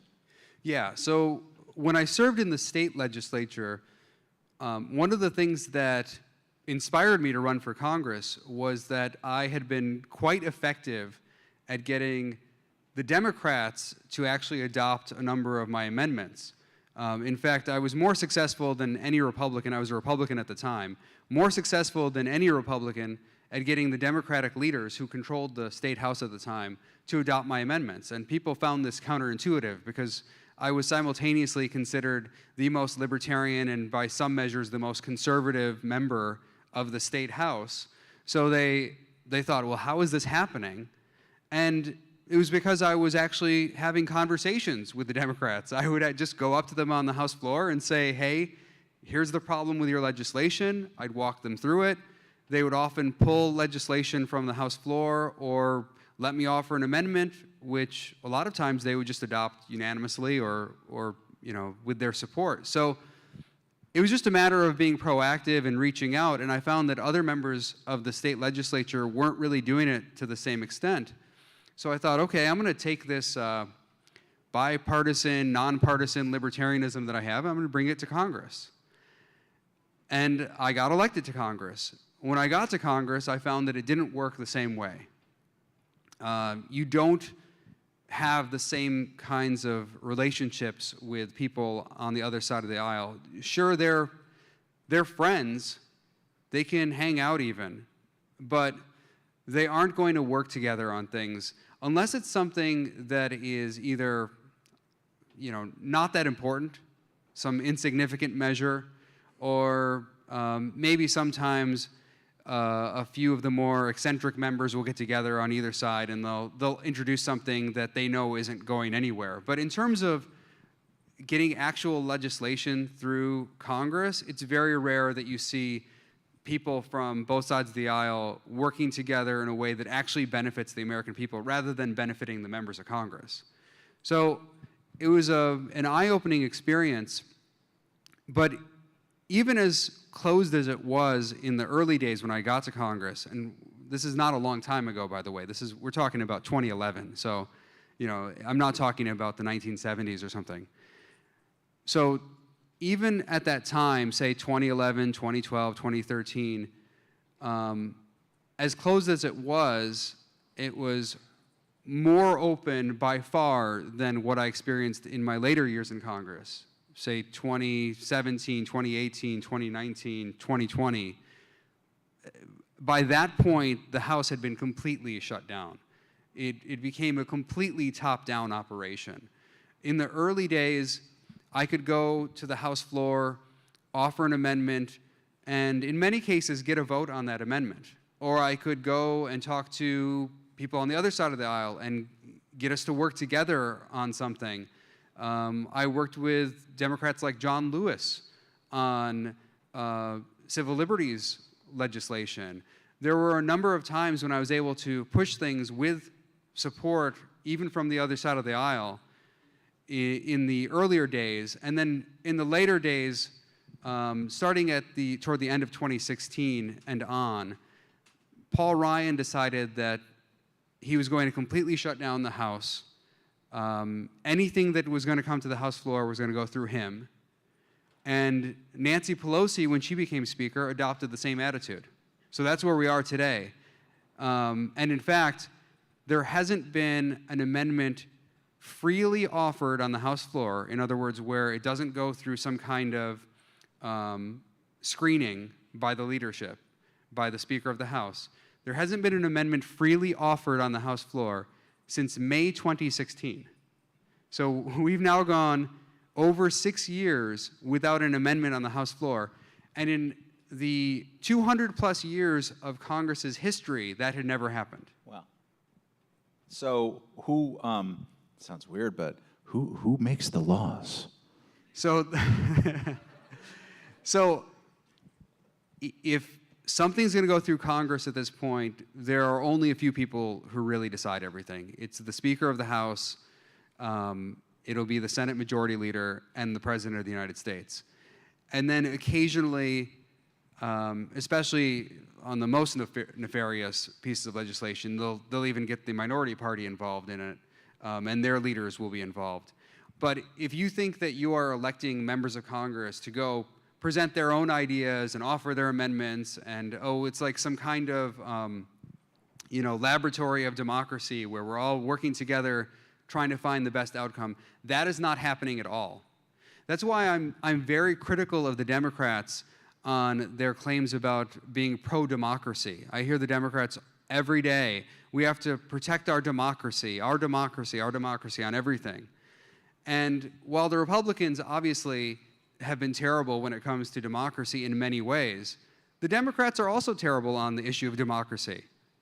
Because you can't be good on democracy and then run a congressional system where only the Speaker of the House essentially decides what is going to be voted on. And then they are just sitting in back rooms, drawing up this legislation, bringing it to the House floor, and twisting arms. There's no actual back and forth. There's no amendment process, really. It's take it or leave it on everything. And that is not democracy. Congress should be a place where we discover outcomes, not where outcomes are dictated to us. And now what happens really is you're electing someone to Congress, they're going there, they're being told what to do, how to vote. And I know in some other countries this has been commonplace for a long time. But at least here in the United States, the tradition has been that when we elect our representatives, it's not like a parliamentary system or many other systems around the world. In the United States, when we elect our representatives, or our senators, we expect them to represent us. We expect them to go and do what we as constituents think is right within the bounds of the Constitution. And right now, they have no ability to do that. You were a founding member and a key member of the House Freedom Caucus. This is in the way of... Yes, one of my greatest achievements, by the way. It's in the wave of the Tea Party wave, which you were part of. I don't know if you self-identified. I hear they're working on my statue right now. By the end Founding of your, member. they were like, instead of like criticizing any government spending because they were just signing off on it, they were singling you out for criticism, the co-founder of the caucus. Can you, besides how fun that is, but can you reflect a little bit on maybe what that tells us about the nature and structure and incentive of politics? Maybe you were a bit naive when you walked in and thought that the business of the legislature was legislating, as opposed to getting in front of a camera and doing the latest defense about Donald Trump. Yeah, well, I think things have changed a lot. So I don't think I was naive so much as the system has changed dramatically in 10 years, and it's largely gone unnoticed. We act like very little has changed between, say, 2010 and 2020, or 2022, where we are now, but a lot changed. A whole lot changed. The internet changed everything. And what ended up happening is legislators increasingly became actors, like performers. And they go on TV or they go on social media and they're there to entertain you. It's an audience capture problem. No one's more for free speech. I'm for people tweeting whatever they want. I'm even for bringing Donald Trump back to Twitter, as an example. That's how open I am about this thing. Bring him back. I don't believe you should be booting people off of Twitter willy-nilly. I think the threshold should be very high. Now, yes, they're a private company. They can do what they want, so I'll be clear about that, too. But I think that the threshold should be high, because I really do believe in free speech as a concept. But that freedom has also had some consequences in that people now play to the crowd. You see people in politics today who can't legislate. They don't have any legislative powers because that's been taken away by the Speaker of the House. And maybe if Congress functioned properly, you'd get less of the performance art, you'd get less of an impact from social media influencing how they're behaving if they could actually go legislate. But since they can't, what are they left with? They're just left with performative politics. That's all they have. And I've seen people who, in a few years, completely change their ideology simply because a crowd got behind them on Twitter, and when they tweet things that amuse that crowd, they'd get a lot of likes and retweets, and when they tweet things that don't amuse that crowd, they get pushback. And as a result, they slowly transform into whatever the crowd wants. And I think that's happened. It sort of coincided with Trump coming to office. I mean, the technology that started being used in this way happened to coincide with the time when we had a very nationalist, populist president in office. So I think all those things working together have brought us to a pretty bad place, and it's also brought us a lot of great things. I mean, the internet is great. We can learn a lot of things about people, and it's opened our eyes to a lot of things. But at the same time, it has created this performative aspect of politics that has undermined a lot of what we as libertarians would hope would go on, which is principled legislative work. But maybe, and this is a darker turn, perhaps, you say audience capture, crowd capture, this kind of, maybe they're responding to the market, Justin. They are, I thought yes. you liked the market. Yeah, They're giving the people what they want. Isn't this kind of inevitable because of that? Yeah, but those of us who love the free market, as I do, it doesn't mean we love everything the free market produces. We can have disagreements with what the free market produces. The free market produces all sorts of things that each one of us disagrees with. I mean, you can think of them right now, you can probably think of hundreds of things that are produced by the free market that you don't like. It's pumpkin spice lattes all the way down. Yeah. It's like a perfect, think about when you go to a restaurant, think of how many things you don't like at the restaurant. So you can come up with lots of things produced by the free market that other people like, that you don't like, or that create other problems. So we can be believers in free markets. We can say, like I am, I'm for a very open internet. I believe Twitter should be banning fewer people. It should be a freer place than it is currently. And at the same time say, hey, it's had these consequences as well. And how we resolve those consequences, that's a challenge. As I said, one of the ways in which you might address this is open up Congress. Give these legislators the ability to actually vote on things, and that might actually push back against some of the performative politics. The reason they can go into such performance mode is precisely because they're not voting on things. They're not actually on the record on anything. So they can say whatever they want, and lots of people believe them. The number of votes members of Congress are taking on the record now is way lower than when I first got to Congress. When I got to Congress, we had, just in my first, I don't know, month or two, I think, we had to take hundreds of votes on a spending bill. And we were put on the record on like everything under the sun. Any issue you can think of, we were basically put on the record. Today, what they do is they have an omnibus at the end of the year, and it's just, let's just put 6,000 pages in one bill, and then you just vote yes or no on the whole thing. You don't actually differentiate anyone. So everyone can say, I voted yes because it was just the one bill and I had to, or I voted no because it had one thing I don't like. But there might be hundreds of items, subjects within that bill, and we're not able to determine which legislator was against which item and why. So you've created a world now, because Congress is so closed, where the performative politics really are all that's left. And people buy into it because they don't know that if the person was put on the record, they might actually vote in a way that is surprising or disappointing or even satisfying. We just don't have any of that anymore. So you fled all that for the Libertarian Party. You heard your former colleague, Joe Walsh. Yes, a highly functional organization. That's right. Glad you said it. You heard Joe Walsh say that the Libertarian Party has undergone a takeover of nationalists, nationalist conservatives. There's certainly some performative politics going on in the Twitter feeds at LP National and LPNH. And I know you've criticized them publicly. What do you say to people in the crowd who are anxious about that turn in leadership? Well, first I'd push back a little bit. I don't think that they are by and large nationalists. You know, I've had interactions with lots of them.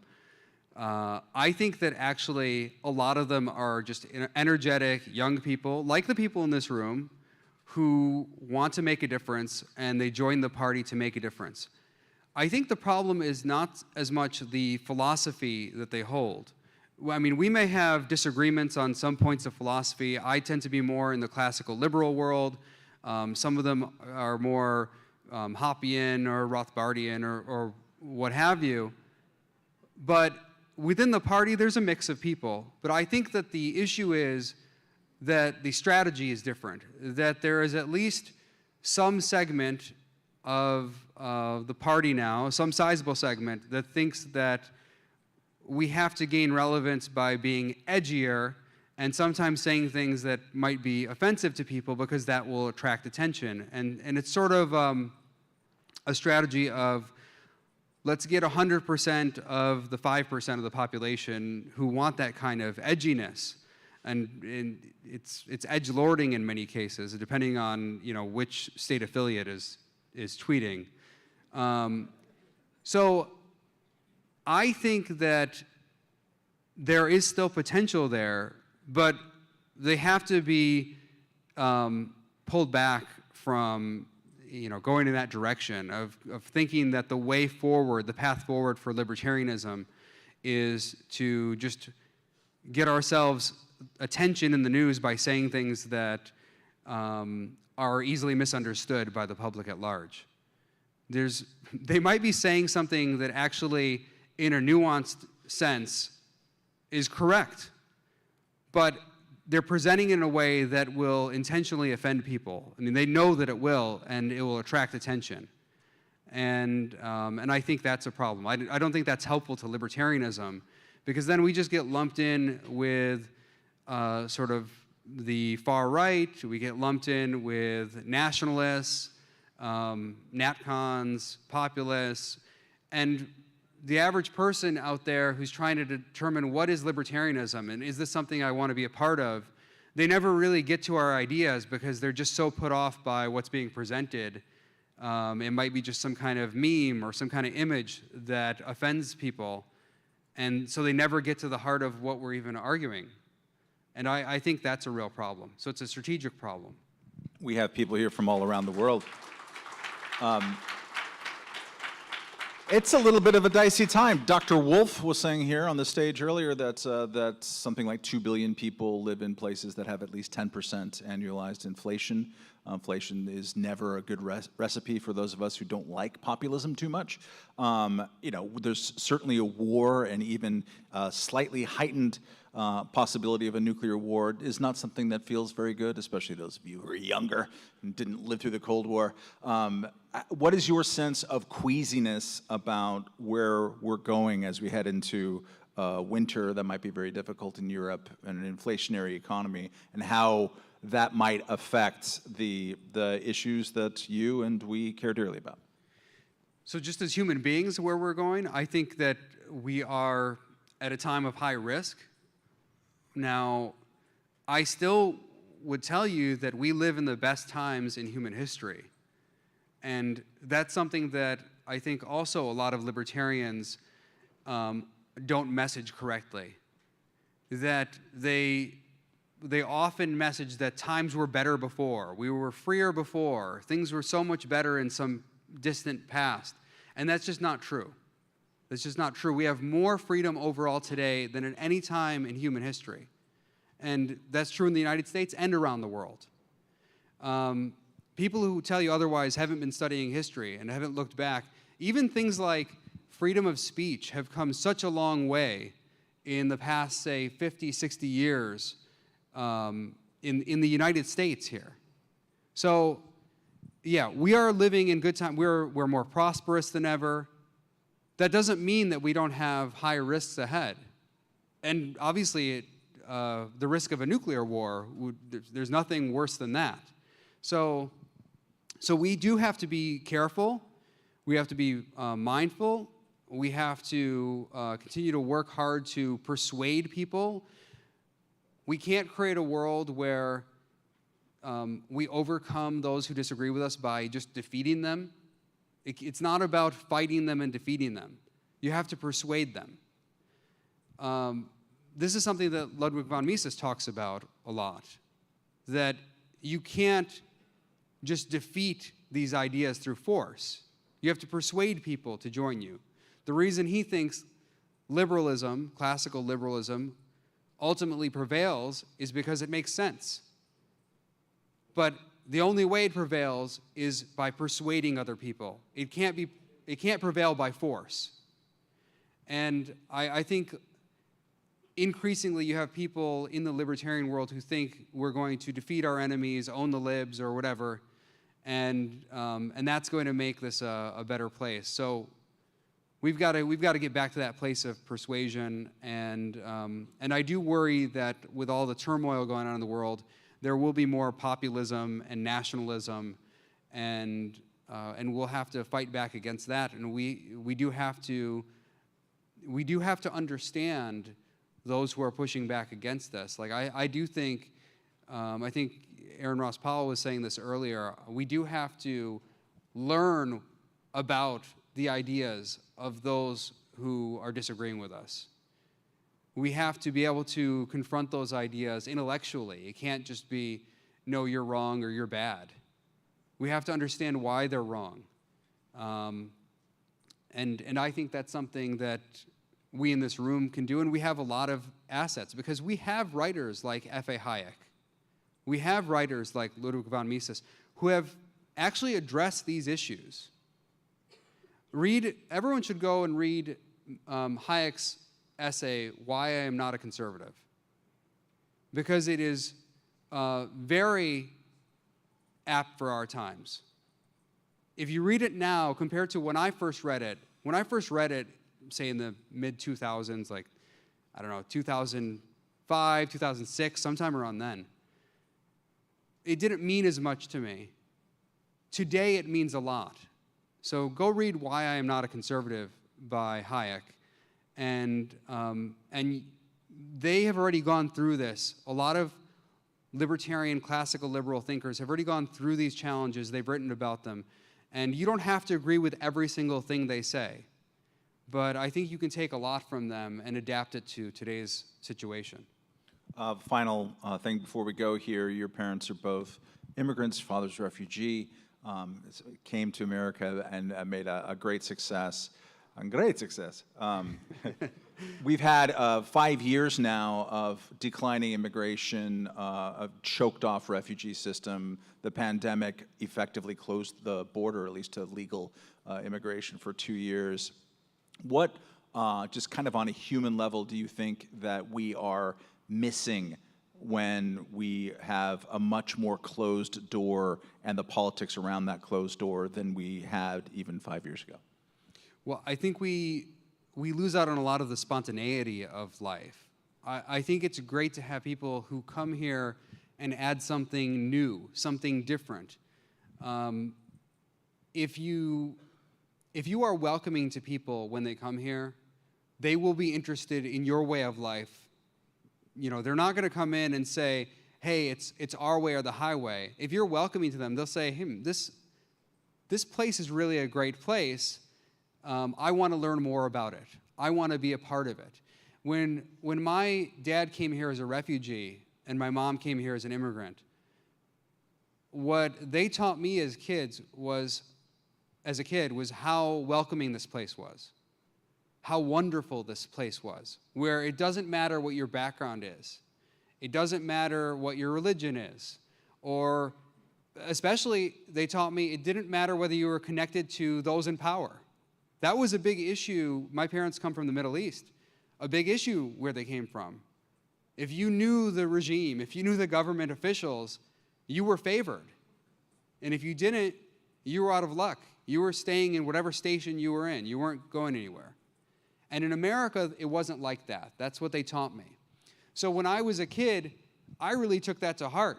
I'm here today because of those lessons my parents taught me about their upbringing and what it meant to be in America. So I think this is what's important. We can be a beacon to people around the world. We have to be welcoming to people. When they come here, they can be our greatest advocates. You might welcome refugees here as my dad was welcomed here. And then it turns out that person's child could be a libertarian congressman.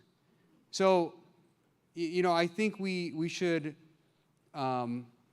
be an open and welcoming place, and increasingly what I see from people is, well, we'll welcome only certain types of people in. If they have enough money, if they're from the right countries, and then we're really limiting our ability to expand and grow as a country. And my parents certainly would never have gotten here if those kinds of restrictions were in place. My dad was poor for a Palestinian, so even the Palestinians made fun of him. So that's pretty poor. Ladies and gentlemen, your 2024 presidents, Justin Amash. Thanks, everyone.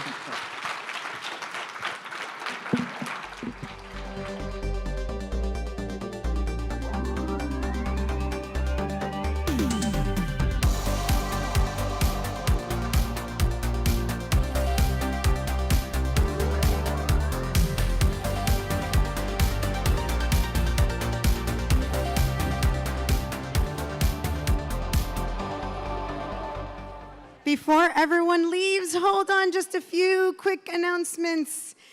First, let's give it up for Congressman Justin Amash and Matt Welch. Are you guys having a good time? All right, good. So we have a lot in store for tomorrow. What do we have going on tomorrow? I forget. There's some There's some guy that my kids actually showed up for because they know Destiny. All of you guys know who he is? He's having a debate with Spike Cohen. This is big, big, big, big. We also have an NBA star. You guys might have heard of him. He's also a human rights activist. Yes, thank you. Enos Freedom, right here on the main stage tomorrow. So we have some great breakout sessions. We've got some good stuff. Of course, the banquet at the end of the night. So much to look forward to. But right now, what I know all of you want to know is what is about to happen, and that is there are some free drinks, free food happening out in the back.